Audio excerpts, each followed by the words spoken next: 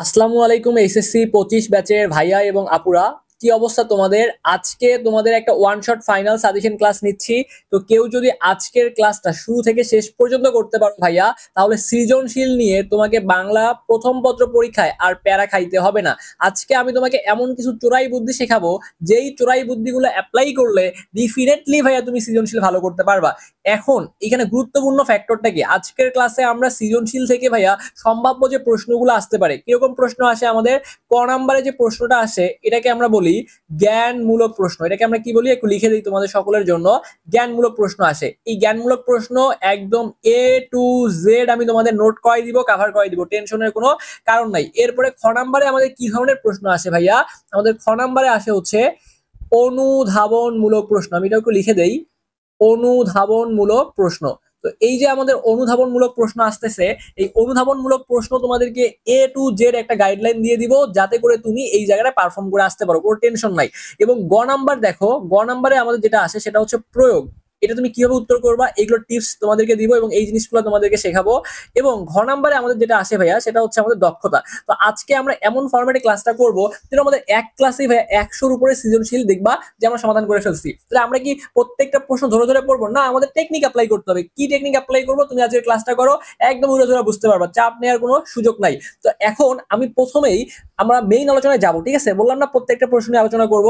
সেইখানে যাওয়ার আগে আমি আগে এই জিনিসগুলো নিয়ে তোমাদের সাথে একটু ডিটেলস কথা বলি, একটু প্রাইমারি কথাবার্তাগুলো বলি, যে কেন তোমার বাংলা প্রথম পত্রে A+ পাওয়াটা খুব ভালো একটা সম্ভাবনা রয়েছে।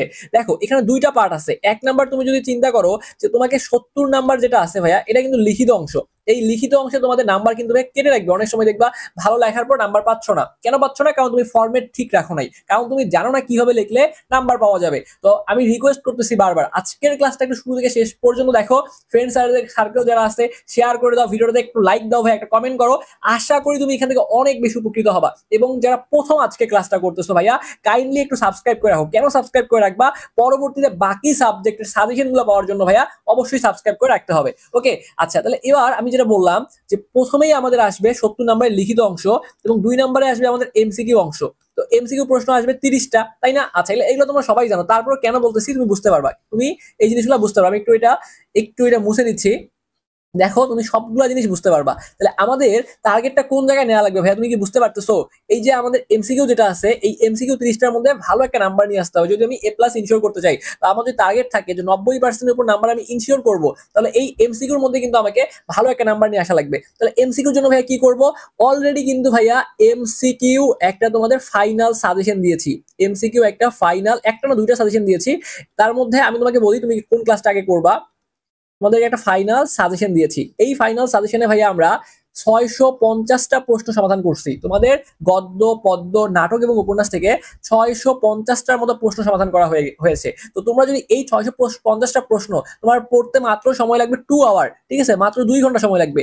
স্পিড বাড়ি দিয়ে ক্লাস করলে সময় লাগবে 1.5 আওয়ার, 1 থেকে 1.5 ঘন্টা সময় লাগবে। তোমার হাতে এখনো 1.5 ঘন্টা সময় আছে, ঠিক আছে? পরীক্ষার আগের দিন সকালে দেখে গেলেও কমন চলে আসবে। তো তুমি আমাদের এই চ্যানেলে যাও, অথবা আমি কমেন্ট বক্সে সেই ক্লাসটা লিঙ্ক দিয়ে রাখতেছি, তুমি কমেন্ট বক্স থেকে সেই এমসিকিউ ক্লাসটা করে নিবা, ঠিক আছে? আর অথবা আমাদের এই চ্যানেল থেকে দেখতেছো না, এই চ্যানেলেই যাও, তুমি ক্লাসটা পেয়ে যাবা। 650টা প্রশ্ন সমাধান করে দেওয়া হয়েছে।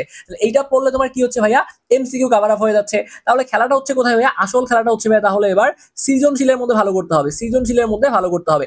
এখন সৃজনশীল যে ভালো করবো ভাইয়া, এখন তুমি প্রথমে যে জিনিসটা ধরে নিবা, যে প্রশ্ন কমন আসে নাই। প্রশ্ন কি আসে নাই ভাইয়া? কমন আসে নাই। প্রশ্ন কমন আসে নাই, এইটা তোমাকে আগে ধরে নিতে হবে। প্রশ্ন কমন আসে নাই। কেন প্রশ্ন কমন আসে নাই এইটা আমাদের জন্য খুব বেশি গুরুত্বপূর্ণ, বা এই টার্মটা আমাদের কেন বুঝতে হবে, আসলে একটু ব্যাখ্যা করি। কারণ তোমার পরীক্ষায় সৃজনশীল কোথায় থেকে দিবে এটা কিন্তু তোমাকে কেউ বলতে পারে না, ঠিক আছে? তোমাকে বাংলার সৃজনশীল হুবাহু কমন আসবে ব্যাপারটা এমন না। তোমাকে ট্রিক্স অ্যাপ্লাই করতে হবে। ক খ তোমার হচ্ছে একটু বানাই লিখবা, গ ঘ তোমাকে বানাই লিখতে হবে। পরীক্ষায় যাই এসুক না কেন আমাকে লিখে আসতে হবে, ঠিক আছে? তাহলে আমি প্রথম এখানে 1 নাম্বার একটা কথা তোমাকে আমি মেনশন দিতে চাই ভাইয়া, যে প্রশ্ন সহজ কঠিন যেমনই হোক না কেন, আমি যে কাজটা করব সবগুলো প্রশ্নের উত্তর আমাকে লিখে আসতে হবে। তো আমি এই জিনিসটা তাহলে একটু ক্লিন করে নিচ্ছি। তাহলে আমাদের এখানে আমি আরো কিছু জিনিস লিখতে পারবো, যেহেতু আমাদের এখানে একটু জায়গার স্বল্পতা রয়েছে। তাহলে আমি আমি যে কথাগুলো বলি তুমি একটু আপাতত শোনো আমার কথাগুলা। যে আমার পরীক্ষায় 7টা সৃজনশীল লেখা লাগবে, তো আমি যদি কোনো কারণে ভাই একটা সৃজনশীল না লিখি তাহলে কিন্তু অলরেডি আমার নাম্বার কমে যাচ্ছে, তাই না? নাম্বার কমে যাচ্ছে। তাহলে আমাকে যে কাজটা করতে হবে, সবগুলা সৃজনশীল লিখতে হবে। 7টা প্রশ্ন আসবে, আমি 7টাই লিখবো, কোনো প্রশ্ন আমি বাকি রাখবো না, ঠিক আছে? তাহলে 7টা সৃজনশীল আসবে, 7টাই লিখতে হবে। এটা হচ্ছে প্রথম কথা। এখন যদি প্রশ্ন কমন না আসে, এই যে এই জায়গাটায় যদি প্রশ্ন কমন না আসে, তুমি ধরে নিবা প্রশ্ন কমন আসে নাই, বাট তারপরে তোমাকে সবগুলো লিখে আসতে হবে। তো যেটা শুরুতেই বলছিলাম, আমাদের ক নাম্বার প্রশ্ন কেমন আসে ভাইয়া? ক নাম্বার প্রশ্ন আসবে জ্ঞানমূলক, খ নাম্বার প্রশ্ন অনুধাবনমূলক, গ নাম্বার হচ্ছে প্রয়োগ, খ নাম্বার হচ্ছে দক্ষতা। ক নাম্বার প্রশ্নে মার্ক কত? ক নাম্বার প্রশ্নে মার্ক হচ্ছে 1। এই জিনিসগুলো আগে বুঝতে হবে। এইগুলা বুঝলে সামনে যখন সৃজনশীল পড়াবো, ক খ সাজেশন দিব, এভরিথিং বুঝবা। আজকে এটা ম্যারাথন ক্লাস হবে, আশা করি ক্লাসটা দেখো সব বুঝতে পারবা। খ নাম্বারে কত মার্ক থাকে? 2 থাকে। তো এইখানে পোর্শনটা হচ্ছে শুধু জ্ঞানমূলক অংশ থাকে, ঠিক আছে? তাহলে আমি একটু এটা অন্য কালার দিয়ে লিখি, তাহলে তোমার হয়তো বুঝতে আরো একটু সুবিধা হবে, ঠিক আছে? আমি একটু কালারটা চেঞ্জ করে নিই এই জায়গাটার মধ্যে। তো এই যে ক নাম্বার ভাইয়া যেটা আমাদের আছে, এই ক নাম্বার হচ্ছে, এই যে ক নাম্বার, এটা লিখতেছে না কেন? আসো এবার লিখবে। এই ক নাম্বার হচ্ছে ভাইয়া আমাদের জ্ঞানমূলক অংশ, ঠিক আছে? এটা তাহলে 1 নাম্বারে শেষ করতে হবে। কেমনে লিখবে আমি দেখাই দিচ্ছি। খ নাম্বার হচ্ছে ভাইয়া আমাদের অনুধাবনমূলক প্রশ্ন। খ নাম্বার হচ্ছে আমাদের অনুধাবনমূলক প্রশ্ন। আচ্ছা, এখন এই অনুধাবন মানে কি? এখানে 2 নাম্বার আছে। তো এই খ নাম্বারে কিন্তু তোমার একটা প্রশ্ন আছে জ্ঞানমূলকের, এখানে কিন্তু জ্ঞান প্লাস অনুধাবন, ঠিক আছে? এই প্রথমটা এটা কিন্তু হচ্ছে 1 নাম্বারে থাকবে, এটা 2 নাম্বারে থাকবে, আমি বলতেছি একটু করে। এখানে জ্ঞান প্লাস অনুধাবন আছে। আর গ নাম্বারে আছে আমাদের জ্ঞানমূলক আছে, সাথে আমাদের এখানে অনুধাবনমূলক আছে, অনুধাবনমূলক আছে, ঠিক আছে? এবং সাথে যেটা আছে সেটাকে বলা হয় প্রয়োগ বলা হয়। সাথে সাথে যেটা আছে সেটাকে প্রয়োগ বলা হয়। তার মানে খেয়াল করো স্টেপ কয়টা? একটা স্টেপ, দুইটা স্টেপ, তিনটা স্টেপ। আর ঘ নাম্বারে আমাদের এই জ্ঞান, তারপর হচ্ছে এখানে তোমার আছে অনুধাবন, জ্ঞান, অনুধাবন, ঠিক আছে? তারপরে এর সাথে তোমার এখানে যেটা আছে সেটা হচ্ছে তোমার প্রয়োগ, এবং এর সাথে যেটা আছে সেটা হচ্ছে ভাই তোমার দক্ষতা। তার মানে কয়টা স্টেপ খেয়াল করো? এই যে জ্ঞান, অনুধাবন, প্রয়োগ এবং দক্ষতা। তার মানে 4টা স্টেপ আসতেছে, ঠিক আছে? এই 4টা স্টেপ মানে কি? তোমাকে পরীক্ষায় এই স্টেপ গুলা ফলো করে লিখতে হবে। টোটাল নাম্বার হচ্ছে 10 না? আমি এই 10-এর মধ্যে 10ই ইনশিওর করবো। কিভাবে ইনশিওর করবো? আসো এই জিনিসটা একটু করে বুঝি। তো আমি বলছিলাম শুরুতেই কোনো প্রশ্ন বাকি রাখবো না। মনে করো আমি 1 নাম্বার লিখবো, তাহলে আমি খাতার মধ্যে, ধরো এটা হচ্ছে আমার একটা পৃষ্ঠা, ঠিক আছে? মনে করো যে এটা হচ্ছে আমার, এটা মনে করো আমার হচ্ছে একটা পৃষ্ঠা, ঠিক আছে? এটা আমার একটা পৃষ্ঠা। তো এখানে আমি শুরুতে উপরে লিখবো, এখানে সুন্দর মতো লিখবো যে 1 নং, ঠিক আছে? 1 নং প্রশ্নের উত্তর, 1 নং প্রশ্নের উত্তর। এটা আমি সুন্দর করে লিখবো, লিখে সুন্দরভাবে একটা এরকম করে মার্জিন দিতে পারি, বা আমি চাইলে একটা টাউন দিতে পারি, সমস্যা নাই এখানে। তো এটা লেখার পর আমি এখানে এই যে প্রথম যে পৃষ্ঠাটা আছে, এই প্রথম পৃষ্ঠার মধ্যে শুধুমাত্র আমি ক নাম্বার উত্তর করব আর খ নাম্বার উত্তর করব। তো ক নাম্বার প্রশ্ন তোমাকে মনে করো বলতেছে যে হরিশ কোথায় কাজ করে। সিম্পল, মনে করো এই প্রশ্নটাই বলতেছে যে হরিশ কোথায় কাজ করে, তাহলে উত্তর কি? হরিশ কানপুরে কাজ করে। এক লাইনে লিখবো যে হরিশ কানপুরে কাজ করে। এখানে জায়গা না হলে নিচ পর্যন্ত আসবো, এতটুকু। এতটুকু যদি আমি এক বাক্যে লিখতে পারি, তাহলে এখানে আমার স্যার আমাকে 1-এর মধ্যে 1 দিবে, কোনো মার্কস কাটবে না। এবং সব থেকে বেশি সতর্ক থাকবা যে এই ক নাম্বার প্রশ্নে যেন কোনো বানান ভুল না হয়, এবং অপশন মানে কোনো কিছু মিস্টেক করা যাবে না। কারণ এখানে তুমি যদি ভুল করো, তাহলে স্যাররা ধরে নিবে যে এ তো ঘাপলা আছে, ঠিক আছে? তো ভালো মতো পড়াশোনা করে আসে নাই, একে তো নাম্বার দেওয়া যাবে না। তো তখন একটা নেগেটিভ ইমপ্রেশন আসবে তোমার উপরে, এবং বাকি প্রশ্নগুলো স্যার কিন্তু ওইভাবে দেখবে না এবং নাম্বার কমাই দিবে। তাহলে খ নাম্বার কি করবা? এখানে যে একটু 2 আঙ্গুল ফাঁক দিবা, 2 আঙ্গুল ফাঁক দিয়ে এখানে খ নাম্বার লিখবা। খ নাম্বারে মনে করো যেটা অংশ আছে, এই যে 2টা অংশ আছে, একটা কিন্তু জ্ঞানের অংশ আছে, একটা অনুধাবনের অংশ আছে। তো প্রথমে জ্ঞানমূলকের যে লাইনটা, এটা তুমি 1 লাইন সুন্দর লিখবা, 1.5 লাইন লিখলা, বা 1 লাইনে শেষ হলে শেষ। এরপর এটা তোমার এখানে শেষ, ঠিক আছে? আমাদের পৃষ্ঠাটা মনে করো যে এতটুকু বাড়াই নিলাম, একটু বাড়াই নিলাম বোঝার সুবিধার জন্য। এরপর নিচের যে জায়গাটা আছে, এখানে তুমি 1 লাইন, 2 লাইন, 3 লাইন, 4 লাইন। তার মানে এই যে এতটুকু অংশ তুমি কি করলা? খ নাম্বারটা সুন্দরভাবে লিখলা, আর এতটুকু অংশ তুমি ক নাম্বার লিখলা। তো এক পেজের মধ্যে তোমার ক এবং খ কভার আপ হয়ে যাচ্ছে। এরপর তুমি পরবর্তী পৃষ্ঠায় চলে আসবা। পরবর্তী পৃষ্ঠায় যদি তুমি আসো, এরকম করে দেখো, তুমি এখানে এই যে একদম শুরুতে গ নাম্বার লিখবা। এখন গ নাম্বারে তোমাকে 3টা প্রশ্ন আছে, একটা বলছিলাম জ্ঞান, একটা হচ্ছে অনুধাবন, একটা হচ্ছে প্রয়োগ। তো জ্ঞানমূলক কি? তোমাকে বলছে যে উদ্দীপকের সাথে এই যে তোমার এই গল্প, এটা কি গল্প? অপরিচিতা। বলো যে অপরিচিতা গল্পে কার চরিত্রের মিল আছে? তুমি লিখলা উদ্দীপকের সাথে অপরিচিতা গল্পের অনুপম, অনুপম চরিত্রের মিল আছে। এই লাইনটা আমি কি করবো ভাইয়া? এটা আমার 1 লাইন হবে। কি হবে ভাইয়া? এই অনুপমটা আমরা কি করব? আমরা সুন্দরভাবে মনে করো সাদায় লিখবো যে উদ্দীপকের সাথে অনুপম চরিত্রের মিল আছে। এটা 1 লাইন শেষ। তাহলে এই এতটুকু লিখলেই আমরা 1 নাম্বার পেয়ে যাচ্ছি। এরপরে 2 আঙ্গুল গ্যাপ দিয়ে এখানে আমি যে জিনিসটা লিখবো সেটা হচ্ছে অনুধাবনমূলকের অংশ। তাহলে 1, 2, 3, 4। এখানে গড়পত্তার কথা লিখলে হবে না, উদ্দীপক থেকে কথা লিখলে মার্ক পাবা না। এতটুকু জায়গায় যে কাজটা করবা, এটা হচ্ছে তুমি বইয়ের ভাষা লিখবা, বই এর ভাষা। বইয়ের প্রাপ্ত ভাষা, ঠিক আছে, বইয়ের প্রাপ্ত ভাষা মানে গল্প থেকে যা শিখছো তা যদি লিখতে পারো তাহলে এখানে এক, এখানে দুই পেয়ে যাচ্ছ। আবার দুই আঙ্গুল ফাঁক দিয়ে এখান থেকে লেখা শুরু করবা, এক লাইন, দুই লাইন, তিন লাইন। এখানে কি লিখবা, এই অংশটার মধ্যে এসে তুমি উদ্দীপকে যা বলছে, ঠিক আছে, উদ্দীপকের মধ্যে যা বলছে প্লাস তোমার পাঠ্য বইয়ের মধ্যে যা আছে এই দুটোকে কম্বাইন করে লিখলা, ঠিক আছে। তাহলে তুমি এক লাইনে এখানে শেষ করলা, তারপর একটু ফাঁক দিয়ে এখানে দুই লাইন লিখলা, এখান থেকে শুরু করলা, এই পৃষ্ঠা চলতেছে। এরপরে তোমাকে কি করতে হবে, পরবর্তী পৃষ্ঠায় তুমি চলে আসবে, এটা পরবর্তী পৃষ্ঠা, তোমার পরবর্তী পৃষ্ঠা এক, দুই, তিন, চার, এমন ভাবে লিখবা লেখাগুলা। তোমার মনে অনেকে আছে এক পৃষ্ঠা 15 থেকে 20 লাইন লিখবে, এত তো লেখার দরকার নাই, আমাকে পৃষ্ঠা বাড়াইতে হবে। সত্যি কথা, এটা ফাঁকিবাজি টেকনিক ভাইয়া। তুমি যত পৃষ্ঠা বাড়াইতে পারবা, অনেক স্যার আছে যে তারা পৃষ্ঠা কাউন্ট করে, একজন লিখছে মনে করো সব মিলে 50 পৃষ্ঠা, পুরা তোমার হচ্ছে সৃজনশীল 50 পৃষ্ঠা লিখছে, আরেকজন লিখছে মনে করো অনেক ভালো লিখছে, সে লিখছে 25 পৃষ্ঠা। যে 25 পৃষ্ঠা লিখছে অনেক ক্ষেত্রে দেখা যায় তার থেকেও যে 50 পৃষ্ঠা লিখছে সে নাম্বার বেশি হবে, কারণ স্যার ম্যাডামরা অনেক সময় পৃষ্ঠাও কাউন্ট করে। তো এমনভাবে লিখবা যেন এই পৃষ্ঠার মাঝ বরাবর আসে, এখান থেকে শুরু করবা, এখানে মাঝ বরাবর আসবে, কিন্তু প্যারা হবে একটা। এখানে এই যে এখানে সব মিলিয়ে প্যারা হচ্ছে একটাই প্যারা হচ্ছে, কোনো ফাঁক টাক দেওয়া যাবে না, কারণ তাহলে কি হবে, তুমি এখানে ফাঁক দিয়ে নিচে চলে আসলা, তাহলে কি হবে ভাইয়া, তাহলে সমস্যাটা হচ্ছে যে তোমার প্যারা বেশি হয়ে যাচ্ছে। আমার নাম্বার 3 আমাকে প্যারা রাখতে হবে 3টা, তুমি যদি আবার মনে করো এখানে এক লাইন লিখে এখানে 2 লাইন ফাঁক দিয়ে আবার মনে একটা প্যারা করছো, না, এই কাজ করা যাবে না। প্যারা এখানে একটা, এখানে একটা, 2টা প্যারা, এখান থেকে শুরু করে লিখলাম লিখলাম এখানে আসলাম, সব মিলে 3টা প্যারা হবে। তাহলে এই যে 3টা প্যারা লিখলে তুমি দেখবে ফুল নাম্বার পেয়ে যাবা। এরপর 2 আঙ্গুল ফাঁক দিয়ে এখানে তুমি কি করবা, ঘর নাম্বার লেখা শুরু করবা।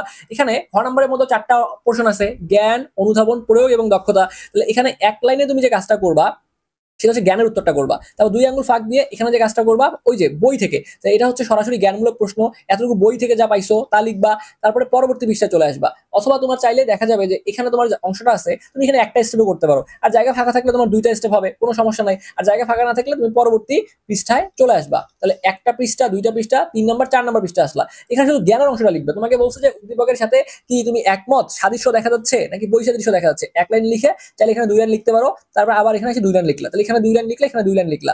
প্রথমে একটা প্যারা হইলো, এখান থেকে শুরু করে এই পর্যন্ত একটা প্যারা হইলো, 2টা প্যারা শেষ। এরপর একটু জায়গা ফাঁক দিয়ে তুমি এই যে পরবর্তী অংশ, এখানে একটা লাইন সুন্দর হবে, এখানে 1 2 3 4, ঠিক আছে, জয়টা 4 5 লাইন লিখবা। এখানে লেখার পরে এই জায়গায় তুমি যে কাজটা করবা, এই জায়গায় তুমি যে কাজটা করবা সেটা হচ্ছে উদ্দীপক, আবার ওই গ নাম্বারের মতো উদ্দীপকের কিছু কথা তুলবা, প্লাস বই থেকে যে জিনিসগুলো পাচ্ছ, মানে কি কি মিল আছে না আছে, বা কাহিনী কি হয়েছে, ইতিহাস তোমার মতো করে সুন্দর মতো লিখবা।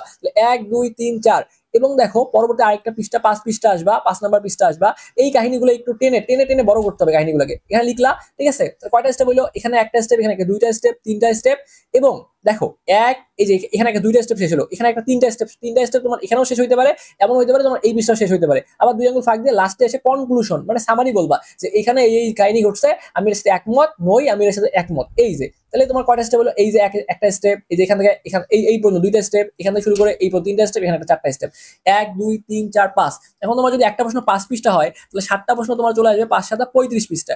এখন তোমাদের মধ্যে অনেকে আছে ভাইয়া যারা 50 পৃষ্ঠার উপরে লিখবে, এটা বোর্ড পরীক্ষা না, এটা আমি মানে মন করার কথা বললাম না, অনেক পোলাপান আছে যারা 50 পৃষ্ঠার উপরে লিখবে। ভাই আমি নিজেই আমার পরীক্ষায় ভাইয়া, ঠিক আছে, মিনিমাম 42 থেকে 45 পৃষ্ঠার করে লিখতাম, ঠিক আছে, ওই যে লেখা টানা টানে বড় করতাম, এমন ভাবে লিখতাম 40 পৃষ্ঠার উপরে চলে যেত। তোমার 40 পৃষ্ঠা লেখা দরকার নাই, তুমি মিনিমাম 34 থেকে 35 পৃষ্ঠা লিখো, এবং লেখার ক্ষেত্রে যে টেকনিকটা অ্যাপ্লাই করবা, ক নাম্বারটা মানে তুমি যেটা সব থেকে ভালো পারো সেটা তোমার 1 নাম্বার প্রশ্নে লিখবা। কারণ বোর্ড পরীক্ষায় স্যাররা কি করে জানো, সব প্রশ্ন কিন্তু ভালোভাবে দেখার তাদের সময় নাই, তারা দেখবে যে প্রথম প্রশ্নটা কেমন করে লিখছো এবং সর্বশেষ প্রশ্নটা তুমি কেমনে লিখছো, ঠিক আছে। তাহলে প্রথম তুমি কি করবা, সব থেকে ভালো যেটা পারো এটা সবার উপরে লিখলা, এরপরে দ্বিতীয় যে ভালোটা পারো এটা সর্বশেষ লিখবা। তখন স্যার যদি তোমার সর্বশেষ প্রশ্নটা দেখে তো দেখবে যে প্রথমটা ভালো লিখছে, সর্বশেষটা ভালো লিখছে, দেই একে সৃজনশীল তো 70 মার্ক, তো একে আমি 65 প্লাস দিয়ে দিই, ভালো লিখছে, অনেক ভালো লিখছে, আরো ভালো লিখলে 67 প্লাস দিয়ে দিবে। আর মাঝখানে এগুলো মোটামুটি অ্যাভারেজ যে প্রশ্নগুলো আছে সেগুলো লিখবা, তাহলে কিন্তু দেখা যাবে যে ভালো তুমি একটা নাম্বার পাচ্ছ।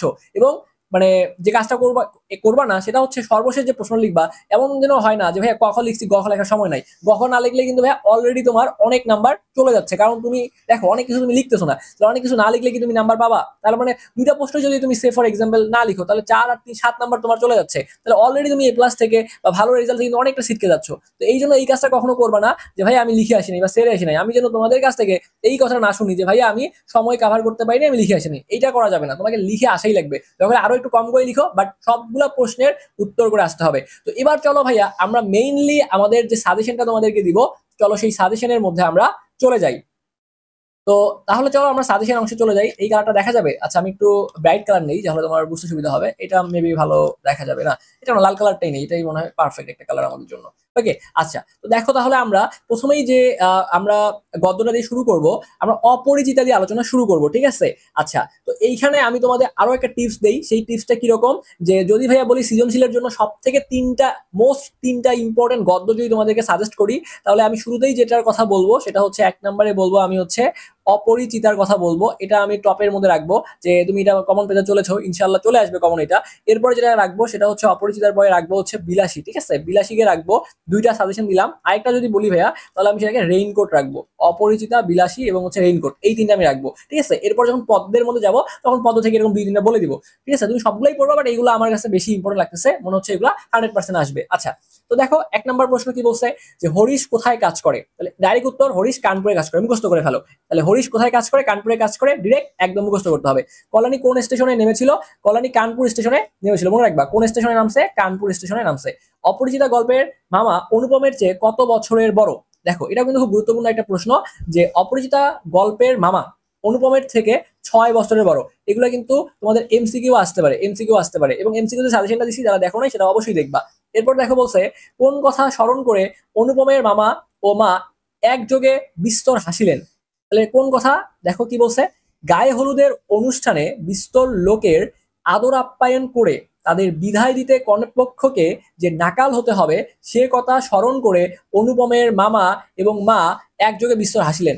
এখন অনেকে দেখো, আমি যখন পড়াবো তোমাকে, অনেক সময় তোমার মনে হইতে পারে যে ভাইয়া এই উত্তর তো এটা না, বা এটা তো একটু কারেকশন করা দরকার, একটু কম বেশি হয়েছে। ভাই বাংলা বুঝছো, তোমার কোথাও মানে দেখা যাবে না 100% তুমি ঠিক পাবা। হ্যাঁ, দুই একটা প্রশ্ন একটু এদিক সেদিক হইতে পারে, ঠিক আছে? এটা তোমাকে একটু মানে ক্ষমা সুন্দর দৃষ্টিতে দেখা লাগবে। আর যে ব্যাপারটা দাঁড়াচ্ছে যে হ্যাঁ, কিছু থাকে জ্ঞান, তোমাকে যেটা বললাম প্রয়োগ এবং দক্ষতা, এখানে একটু চেঞ্জ হবে ভাই, এগুলো নিজের মতো করে লিখতে হবে। আর জ্ঞানমূলক টাইপের যে প্রশ্নগুলো, এগুলো ভুল করা যাবে না, যেগুলো বইতে সরাসরি লেখা আছে এই টাইপের কথা। যেমন এখানে 6, আমি যদি তোমাকে বলতাম 9, তাহলে তুমি বলতে পারতো যে ভাই এটা ভুল হয়েছে, একটু কারেকশন করে দেন। বাট বাকি যে প্রশ্নগুলো আছে তোমাকে মানে একটু যদি কম বেশি হয়, সেটা তোমাকে ধরা যাবে না, কারণ গ নাম্বার এবং ঘ নাম্বার এগুলো তোমাকে নিজের মতো করে লিখে আসতে হবে। তুমি ধরো একটা সৃজনশীল পড়ছো, তাই লিখতে পারবা, বা এতগুলো মুখস্থ মনে রাখতে পারবা না। এগুলো একটু তোমাকে মনে রাখতে হবে, যে যাই এসুক লিখে আসবো, আর চাপ নেওয়া যাবে না। তুমি যদি তোমার সর্বোচ্চ ইফোর্টটা, এবং 7টা সৃজনশীলের মধ্যে যদি 7টাই লিখে আসতে পারো ভাইয়া, দেখবা যে একটা ভালো রেজাল্ট আসতেছে, একটা ভালো নাম্বার আসতেছে। ওকে, আশা করি পারবা, চাপ নেওয়ার কিছু নাই, টেনশন নিও না। তো যারা ক্লাসটা করতেছো, আর যারা যারা চ্যানেলটা সাবস্ক্রাইব করো নাই, একটু সাবস্ক্রাইব করো। আর যদি এমন কেউ থাকো যে প্রথম ক্লাস করতেছো, তাহলে সেটাও কমেন্ট বক্সে কমেন্ট করো যে ভাই আজকে প্রথম ক্লাস করতেছি, আর চ্যানেলটা একটু সাবস্ক্রাইব করলে সেটা অবশ্যই কমেন্ট বক্সে বইলো, ভাইয়া কমেন্টগুলো কিন্তু চেক করি তোমাদের। আচ্ছা, বলছে অনুপমকে মাকাল ফলের সাথে, মাকাল ফল কি ফল ভাইয়া? অনুপমকে মাকাল ফল, এই মাকাল ফলের সাথে তুলনা করে বিদ্রুপ করেছিল কে? তাহলে পণ্ডিত মশাই অনুপমকে মাকাল ফলের সাথে তুলনা করে বিদ্রুপ করেছিল। এটা 100% ইম্পর্টেন্ট একটা প্রশ্ন। এটা শুধু ক নাম্বারের জন্য ইম্পর্টেন্ট না, এটা তোমার হচ্ছে এমসিকিউর জন্য অনেক বেশি ইম্পর্টেন্ট। এরপর দেখো, অপরিচিতা গল্পটি প্রথম কোথায় প্রকাশিত হয়? অপরিচিতা গল্পটি প্রথম প্রকাশিত হয়, তাহলে মনে রাখবা 1321 বঙ্গাব্দে। এবং এটা কি করছে দেখো, কোন পত্রিকায়, এটা একটু মনে রাখবা, সবুজ পত্র পত্রিকায়, ঠিক আছে? পত্রিকাটাও আসে পরীক্ষায়। তো এরপরে বলছে অনুপমের পিস্তুত ভাইয়ের নাম কি? তাহলে পিস্তুত ভাইয়ের নাম হচ্ছে বিনুদা, এটা তোমরা সবাই জানো, ভালো একটা প্রশ্ন। এরপর দেখো বলছে যে অনুপমের বাবার পেশা কি ছিল? অনুপমের বাবার পেশা ছিল কি বলতো? অনুপমের বাবার পেশা ছিল ওকালতি বা আইন ব্যবসা। তাহলে অনুপমের বাবার পেশা যদি ওকালতি বা আইন ব্যবসা হয়, তাহলে আমাকে দুইটা প্রশ্ন উত্তর কমেন্ট বক্সে দিবা। 1 নম্বর প্রশ্ন হচ্ছে কল্যাণীকে, এটা তোমরা বলবা কল্যাণীকে, এবং কল্যাণীর বাবার পেশা কি ছিল, কল্যাণীর বাবার পেশা কি, এটা কমেন্ট বক্সে কমেন্ট করে লিখবা। এবং কল্যাণীর বাবার নাম কি, কল্যাণীর বাবার নাম কি, তার বাবার নাম লিখবা, পেশাটা লিখবা, ঠিক আছে? একটু কমেন্ট বক্সে জানাবা আমাকে। এরপর দেখো বলছে, অপরিচিতা গল্পে কন্যাকে কি দিয়ে আশীর্বাদ করা হয়েছিল? অপরিচিতা গল্পে কন্যাকে ইয়ারিং দিয়ে, কি করা হয়েছিল ভাইয়া? আশীর্বাদ করা হয়েছিল। খুব ভালো একটা প্রশ্ন। এরপরে আসো পরবর্তী প্রশ্নে আমরা একটু করে চলে যাব। দেখো কি বলছে, কন্যাকে আশীর্বাদ করার জন্য কাকে পাঠানো হইলো? বিনুদাকে পাঠানো হইলো। ডিরেক্ট প্রশ্ন, ডিরেক্ট উত্তর, খুব ভালো মানের একটা প্রশ্ন, এমসিকিউ আসতে পারে। বিবাহ ভাঙার পর হতে কল্যাণী কোন ব্রত গ্রহণ করেছে? তাহলে কল্যাণী কোন ব্রত গ্রহণ করেছে? বিবাহ ভাঙার পরে কল্যাণী মেয়েদের শিক্ষার ব্রত গ্রহণ করেছে। আর যারা ক্লাসের পিডিএফটা খুঁজতেছো, পিডিএফ আমি দিয়ে দিব, চাপ নাই, এটা তোমরা হচ্ছে কমেন্ট বক্সে পেয়ে যাবা, অথবা আমাদের পেজ যেটা রয়েছে, ফেসবুক পেজ যেটা রয়েছে, একটু সার্চ করো, এই পেজে পেয়ে যাবা, আমাদের গ্রুপে পেয়ে যাবা। SHOPNER, স্বপ্নের পাঠশালা, PATHSHALA, এইটা লিখে ফেসবুকে সার্চ করো, আমাদের গ্রুপটা আসবে, এই গ্রুপে আমি পোস্ট করে দিচ্ছি, তুমি গ্রুপে পেয়ে যাবা এই জিনিসটা। আচ্ছা, এরপরে আসো, অপরিচিতা গল্পে কাকে গজাননের ছোট ভাই বলা হয়েছে? অপরিচিতা গল্পে অনুপমকে গজাননের ছোট ভাই বলা হয়েছে। বিয়ের সময় অনুপমের বয়স ছিল 23 বছর, 23। ভালো করে মনে রাখো, এগুলো পরীক্ষা আসে। অপরিচিতা গল্পে শম্ভুনাথ সেনের পেশা কি ছিল? তাহলে শম্ভুনাথ সেনের পেশা কি ছিল? শম্ভুনাথ সেনের পেশা ছিল ডাক্তারি। এটা মনে রাখবা কেমনে? এটা মনে রাখার টেকনিকটা হচ্ছে যে কল্যাণীর বাবা যেহেতু শম্ভুনাথ, ঠিক আছে, আর শম্ভুনাথের পেশা তো ডাক্তার। নর্মালি আমাদের দেশে কি হয়, ছেলে এবং মেয়ে, একটা ছেলে এবং মেয়ে মনে করো আছে, তো ছেলেদেরকে থেকে তুলনামূলক মেয়েদেরকে বলা হয় যে তুমি যেহেতু মেয়ে মানুষ, তুমি ডাক্তারি নিয়ে পড়াশোনা করো, তাহলে একজন ভালো ডাক্তার হতে পারবা, এবং ভালো ডাক্তার হয়ে তুমি কি করতে পারবা, তুমি দেশের সেবা করতে পারবা। ঠিক আছে, তো মেয়েদেরকে কি করতে বলা হয়, ডাক্তারি পড়াশোনা করতে হয়। যখন এসএসসি পরীক্ষা দেয়, এসএসসি পর যখন তোমার এডমিশন প্রিপারেশন নিবা, ঠিক আছে, তো এডমিশন প্রিপারেশন যখন নিবা, তখন আমাদের সাথে তোমরা সামনে এগুলো জার্নিতে থাকতে পারবা, সমস্যা নাই। আমি তোমাদের এডমিশন নিয়ে যেহেতু পড়াই এবং তোমাদের এই জায়গাটা একটা ভালো সাপোর্ট দিতে পারবো, যাই হোক সেগুলো নিয়ে পরে কথাবার্তা বলবো। তো এই যে যখন এডমিশন পরীক্ষা দিচ্ছে, তো মনে করো একটা মেয়েকে কি বলা হয় যে তুমি ডাক্তারি লাইনে পড়াশোনা করো, তাহলে মেয়েদের স্বপ্নটাই থাকে, অনেক মেয়ের স্বপ্নই থাকে যে সে ডাক্তার হবে বা ডাক্তারি লাইনে পড়াশোনা করবে। তাহলে সে কি করে, মেডিকেলে সে পরীক্ষা দেয়। তো এই মনে করো কল্যাণীর, ধরে নাও যে কল্যাণীর মনে মনে ইচ্ছা ছিল যে সে ডাক্তারি হবে। আর অনেকে মানে একটা জিনিস গোলমাল করে যে শম্ভুনাথ সেনের পেশা ডাক্তারি, নাকি হচ্ছে তোমার এই যে অনুপমের বাবার পেশা ছিল ডাক্তারি, নাকি উকিল। উকিল আর ডাক্তারের মধ্যে প্যাচ লাগে।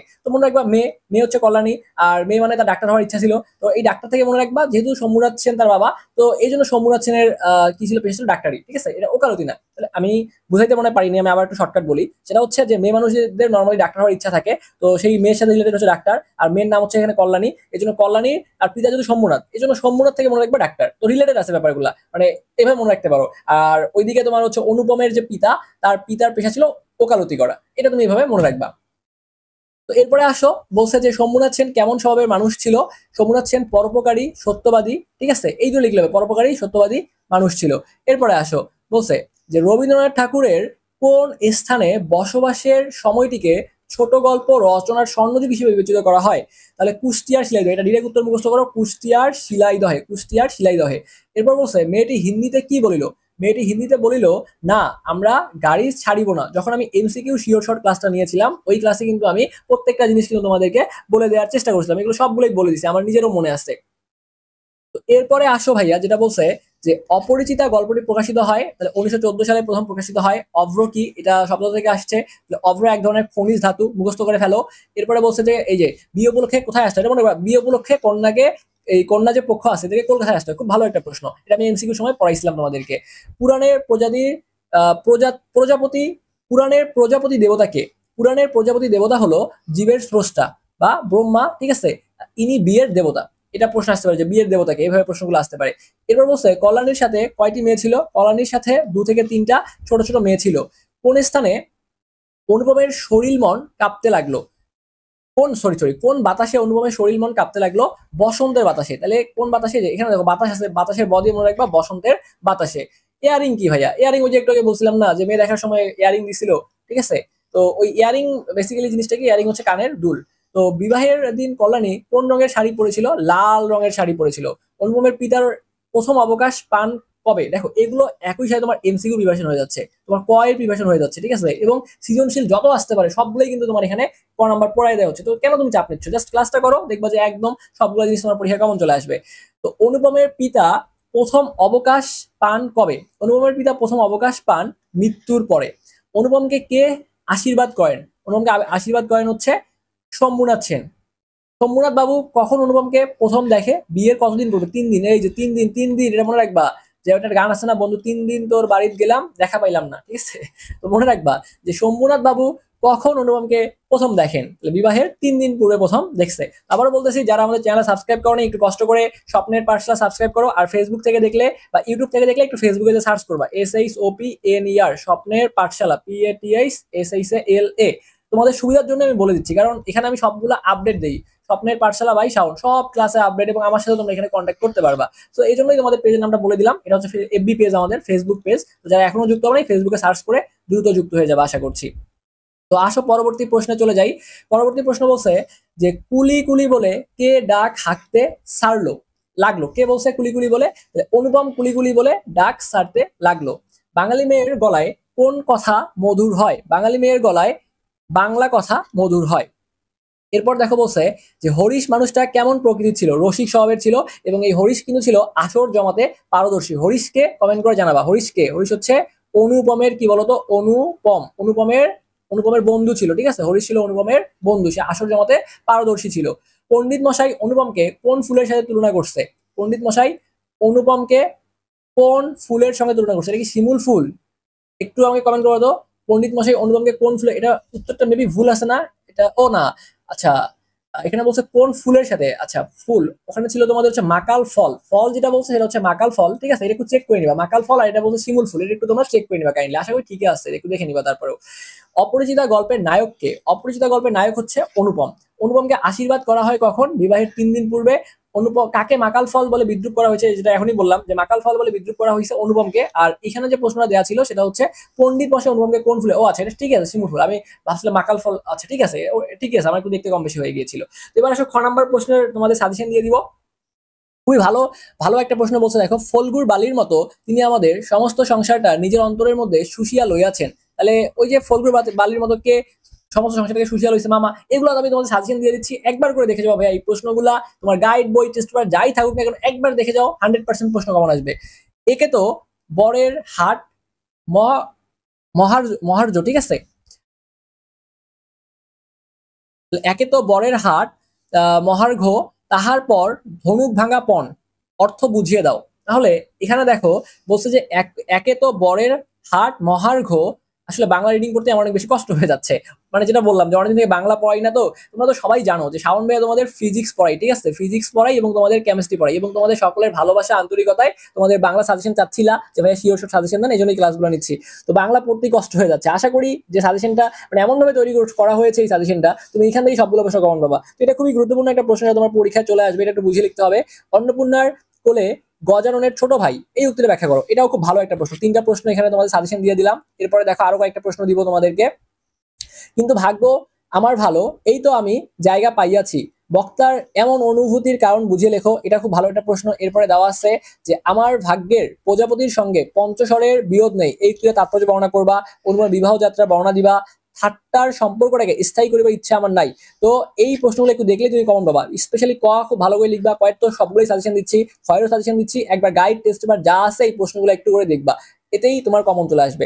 এরপর বলছে অনুপমের মামার মন কিভাবে নরম হলো? অনুপমের মামা শেখরাকে বিয়ের বাড়িতে কেন এনেছিল, এটা তোমরা সবাই জানো, ঠিক আছে? এরপরে দেখো পরবর্তী যে প্রশ্নগুলো আছে এর মধ্যে তুমি এইটা একটু দেখবা, এই যে এই প্রশ্ন একটু দেখবা যে ঠাট্টা তো আপনি করিয়া সারিয়াছেন বুঝিয়ে লেখো, ঠাট্টা তো আপনি করিয়া সারিয়াছেন বুঝিয়ে লেখো, এইগুলা দেখলেই হয়ে যাবে। আরেকটা প্রশ্ন দেখবা এখান থেকে, সেটা হচ্ছে যে কন্যার পিতা মাত্রই স্বীকার করিবেন আমি সৎ পাত্র কেন, এই প্রশ্নটা একটু দেখবা, তাহলেই দেখবা যে তোমার এখান থেকে সবগুলো প্রশ্ন কমন চলে আসতেছে। তো এরপরে চলো আমরা পরবর্তী যে তোমাদের গদ্যটা রয়েছে আমরা সেখানে একটু করে চলে যাই। তো পরবর্তী গদ্যে আমরা আলোচনা করব, এবার আমরা হচ্ছে বিলাসী নিয়ে আলোচনা করব। কি নিয়ে আলোচনা করব? আমরা এবার বিলাসী নিয়ে আলোচনা করব। তো দেখো প্রথম যে প্রশ্নটা দেয়া আছে সেটা হচ্ছে ফুলদানিতে জল দিয়ে ভিজিয়ে রাখা বাসি ফুলের মতো কে? বাসি ফুলের মতো কে? বিলাসী। বিলাসী গল্পের লেখকের নাম কি? খুবই গুরুত্বপূর্ণ প্রশ্ন, এটা পরীক্ষায় এগুলো আসে, এই টাইপের প্রশ্ন একটা। শরৎচন্দ্র চট্টোপাধ্যায়। মৃত্যুঞ্জয়ের কিসের বাগান ছিল? আম কাঁঠাল। এটাও কিন্তু 100% একটা ইম্পর্টেন্ট প্রশ্ন, শুধু ক নাম্বারের জন্য নয়, একই সাথে এমসিকিউর জন্য খুবই গুরুত্বপূর্ণ একটা প্রশ্ন। এরপর দেখো বলছে যে শরৎচন্দ্র চট্টোপাধ্যায় জীবিকার তাগিদে কোথায় গিয়েছিলেন? শরৎচন্দ্র চট্টোপাধ্যায় জীবিকার তাগিদে বর্মা, যেটা হচ্ছে মিয়ানমার গিয়েছিলেন। শরৎচন্দ্র চট্টোপাধ্যায় কত বছর বয়সে সন্ন্যাসী? তাহলে সন্ন্যাসী মনে রাখবা, যে সন্ন্যাসী 24 বছর বয়সে তিনি সন্ন্যাসী হয়েছিলেন। কত বছর বয়সে? 24 বছর বয়সে, ঠিক আছে? শরৎচন্দ্রের প্রথম গল্পের নাম কি? শরৎচন্দ্রের প্রথম গল্পের নাম হচ্ছে মন্দির। শরৎচন্দ্র মন্দির গল্পের জন্য কি পুরস্কার পেয়েছিলেন? তাহলে শরৎচন্দ্র মন্দির গল্পের জন্য দেখো কুন্তলিন পুরস্কার হয়েছে, মুখস্থ করে ফেলো। তাহলে আমাদের এই যে বিলাসী লিখছে কে? শরৎচন্দ্র চট্টোপাধ্যায়। প্রথম কথা হচ্ছে 1 নাম্বার এটা। 2 নাম্বার কথা হচ্ছে শরৎচন্দ্রের প্রথম গল্পের নাম কি? শরৎচন্দ্রের প্রথম গল্পের নাম হচ্ছে কি বললাম? মন্দির। প্রথম গল্পের নাম মন্দির। আর শরৎচন্দ্র কত বছর বয়সে সন্ন্যাসী হয়েছে? এই শরৎচন্দ্র মনে রাখবা 24 বছর বয়সে সন্ন্যাসী হয়েছে। শরৎচন্দ্র মন্দির গল্পের জন্য, এই যে মন্দির যে গল্পটা আছে এটার জন্য কি পুরস্কার পাইছে? মন্দির। এই যে লাস্টে আছে বাষ্ণর, এই বাষ্ণটাকে একটু একটু ইয়ে করলে কয়ের মতো দেখা যায় না? ক যদি লেখো, এই ক দিয়ে মনে রাখবা, ক দিয়ে মনে রাখবা কুন্তলিন, কুন্তলিন। তাহলে শরৎচন্দ্র মন্দির গল্পের জন্য কি পুরস্কার পেয়েছিল? কুন্তলিন পুরস্কার পেয়েছিল। শরৎচন্দ্রের শ্রেষ্ঠ উপন্যাস, তাহলে নামের মধ্যে দেখো শরৎ তালেবর্ষ আছে, এই যে শরৎচন্দ্রের শ্রেষ্ঠ উপন্যাস, তালেবর্ষতে শ্রেষ্ঠ, এবং তালেবর্ষ দিয়ে মনে রাখবা শ্রীকান্ত, শ্রীকান্ত, ঠিক আছে? শরৎচন্দ্রের শ্রেষ্ঠ উপন্যাস কোনটা ছিল? শ্রীকান্ত। এরপর দেখো বলছে রোগা মানুষ সমস্ত রাত, রোগা মানুষ সমস্ত রাত খেতে পাবে না, কে সমস্ত রাত খেতে পাবে না? মৃত্যুঞ্জয় সমস্ত রাত খেতে পাবে না। শরৎচন্দ্র চট্টোপাধ্যায় মৃত্যুবরণ করছেন 1938 খ্রিস্টাব্দে। আর যদি বলে যে বিলাসী কোন পত্রিকায় প্রকাশিত হয়, খুবই ভালো একটা প্রশ্ন, মনে রাখবা বিলাসী হচ্ছে ভারতী পত্রিকায় প্রকাশিত হয়। কলিযুগ কি? কলিযুগ হলো হিন্দু পুরাণে বর্ণিত 4 যুগের শেষ যুগ, 4 যুগের শেষ যুগ। হিন্দু পুরাণে বর্ণিত 4 যুগের প্রথম যুগ কোনটা? তাহলে প্রথম যুগটা হলো সত্য যুগ, ঠিক আছে? এটাও ভালো একটা প্রশ্ন, আসে এগুলা। মুঘল সমাজের প্রতিষ্ঠাতা কে? সম্রাট বাবর, এটা তোমরা পারবা, এটা আশা করি সমস্যা হওয়ার কথা না। আর মুঘল সম্রাট হুমায়ুনের পুত্রের নাম কি? হুমায়ুনের পুত্রের নাম হচ্ছে দেখো আকবর, ঠিক আছে? আচ্ছা, এরপরে আসো, বলছে যে কলার ছড়াকে বিলাসী গল্পে কি নামে উপস্থাপন করা হয়? কলার ছড়াকে বিলাসী গল্পে এই যে রম্বার কাদি, রম্বার কাদি, এটার পরীক্ষা আসে যে রম্বার কাদি কি, এটাও আসতে পারে, এইভাবেও পরীক্ষায় প্রশ্নটা আসে যে রম্বার কাদি কি। এমসিকিউ তো এটা বোর্ড পরীক্ষা আসছিল একবার। বর্তমানে কোন শ্রেণীকে পূর্বে ফোর্থ ক্লাস বলা হতো? বর্তমানে সপ্তম শ্রেণীকে পূর্বে ফোর্থ ক্লাস বলা হতো। মৃত্যুঞ্জয়ের পোড়াবাড়িতে কিসের বালাই নাই? মৃত্যুঞ্জয়ের পোড়াবাড়িতে প্রাচীরের বালাই নাই। ন্যাড়া প্রায় কত মাস মৃত্যুঞ্জয়ের খবর নেয়নি? ন্যাড়া প্রায় 2 মাস মৃত্যুঞ্জয়ের খবর নেয় নাই। কয় মাস খবর নেয় নাই? 2 মাস মৃত্যুঞ্জয়ের খবর নেয় নাই। শরৎচন্দ্র চট্টোপাধ্যায় কোন জেলায় জন্মগ্রহণ করেন? শরৎচন্দ্র চট্টোপাধ্যায় হুগলি জেলায় জন্মগ্রহণ করেন। দেশের কতজন নরনারী ওই পল্লী গ্রামেরই মানুষ? দেশের 90 জন নরনারী ওই পল্লী গ্রামেরই মানুষ। কাকে অন্য পাপে দায়ী করা হয়েছে? তাহলে মৃত্যুঞ্জয়কে অন্য পাপে দায়ী করা হয়েছে। এরপর দেখো, খুবই গুরুত্বপূর্ণ একটা প্রশ্ন, মৃত্যুঞ্জয়কে সাপে কাটলে কতজন দেবদেবীর দোহাই পড়া হয়? তাহলে মৃত্যুঞ্জয়কে সাপে কাটলে 33 কোটি দেবদেবীর দোহাই পড়া হয়। বিলাসী গল্পটি কার জবানিতে বর্ণিত হয়েছে? বিলাসী গল্পটি ন্যাড়ার জবানিতে বর্ণিত হয়েছে। বিলাসী গল্পের ন্যাড়া কয় ক্রোশ পথ হেঁটে স্কুলে যাইতো? এটা কয়ের জন্য খুবই গুরুত্বপূর্ণ, এটা কোনো না কোনো বোর্ডে আসতে পারে আমার যেটা মনে হচ্ছে, এবং এটা তোমার এমসিকিউর জন্য খুব গুরুত্বপূর্ণ। বিলাসী গল্পের ন্যাড়া 2 ক্রোশ পথ হেঁটে স্কুলে যাইতো। মৃত্যুঞ্জয়ের বাগানটা কত বিঘার ছিল? মৃত্যুঞ্জয়ের বাগানটা 25 বিঘার ছিল। তাহলে মৃত্যুঞ্জয়ের বাগানটা 25 বিঘার ছিল। তো যেহেতু আমি স্লাইডগুলো রিডিং করতেছি, কারণ রিডিং না পড়ে উপায় নেই, সবগুলো জিনিস তো বোঝানো এই মুহূর্তে পসিবল না। তো যাদের প্রিপারেশন খারাপ তারা এগুলো মুখস্থ করে গেলে হবে, যারা আগে থেকে পড়ছো তাদের রিভিশন হয়ে তাদের কি হচ্ছে ভাইয়া, তাদের কিন্তু রিভিশন হয়ে যাচ্ছে। আর যারা পড়ো নাই তারা আমার সাথে এই প্রশ্নগুলো মুখস্থ করো, দেখবে যে সব প্রশ্ন তোমার পরীক্ষায় কমন চলে আসবে। এরপরে বলছে প্রত্নতাত্ত্বিক শব্দের অর্থ কি? পুরাতন তত্ত্ববিদ। সন্ন্যাসীগিরিতে ইস্তফা দিয়েছিল কে? সন্ন্যাসীগিরিতে ইস্তফা দিয়েছিল ন্যাড়া, ঠিক আছে? ন্যাড়া। পৃথিবীর গভীরতম হ্রদের নাম কি? এটা হচ্ছে বৈকাল হ্রদ, ঠিক আছে? তাহলে ধুচুনি অর্থ কি? ছিদ্র বিশিষ্ট বাঁশের ঝুড়ি, ছিদ্র বিশিষ্ট বাঁশের ঝুড়ি। এরপর দেখো, বলছে সাপুড়েদের সবচেয়ে লাভের ব্যবসা কোনটা? সাপুড়েদের সবচেয়ে লাভের ব্যবসা হলো শিকড় বিক্রি করা, ঠিক আছে? শিকড় বিক্রি করা।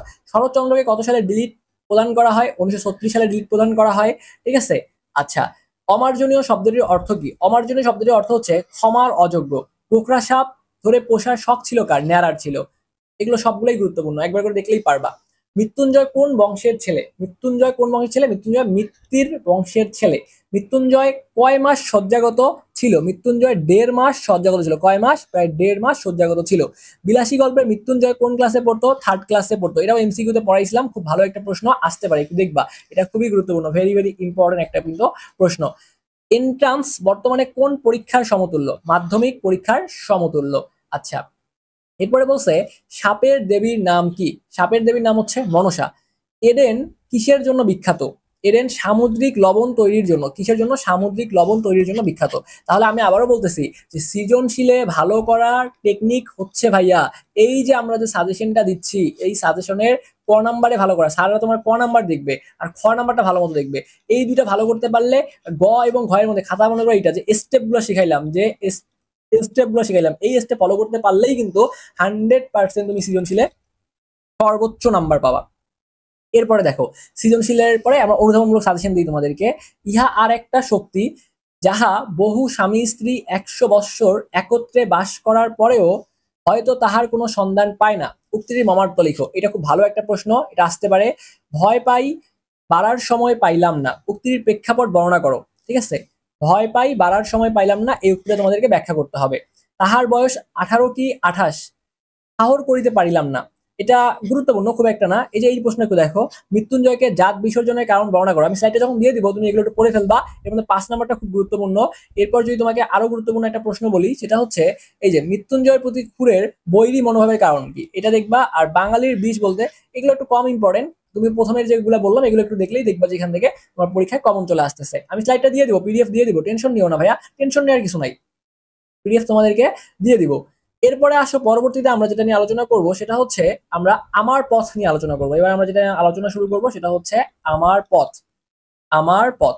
আমাকে একটু কমেন্ট করে জানাও যে আমার পথ লিখছে কে। আশা করি সবাই জানো কাজী নজরুল ইসলাম। তো প্রথম প্রশ্নটা বলছে যে আমার পথ প্রবন্ধে স্পষ্ট কথা প্রসঙ্গে নজরুল নিজেকে কার সঙ্গে তুলনা করেছেন? অভিশাপ রথের সারথীর সঙ্গে তুলনা করেছিলেন। খুবই গুরুত্বপূর্ণ একটা প্রশ্ন। আমার পথ প্রবন্ধে লেখক কাকে সালাম জানিয়েছেন? আমার পথ প্রবন্ধে লেখক তার সত্যকে সালাম জানিয়েছেন। এটা এমসিকিউ সময় পড়িয়েছিলাম, খুব ভালো একটা প্রশ্ন আসতে পারে। আমার পথ প্রবন্ধে আমার পথ আমাকে কি দেখায়? আমার পথ আমাকে সত্য দেখাবে, ঠিক আছে? আমার পথ কি দেখাবে? আমাকে সত্য দেখাবে। এরপরে বলছে আমার পথ প্রবন্ধে কোন প্রবন্ধ গ্রন্থ থেকে নেওয়া হয়েছে? এটা হচ্ছে রুদ্রমঙ্গল প্রবন্ধ গ্রন্থ থেকে নেওয়া হয়েছে। আর কত সালে কাজী নজরুল ইসলাম বাঙালি পল্টনে যোগ দেয়? মনে রাখবা 1917 সালে কাজী নজরুল ইসলাম বাঙালি পল্টনে যোগদান করছে। ওকে, খুবই ভালো একটা প্রশ্ন এটা কিন্তু।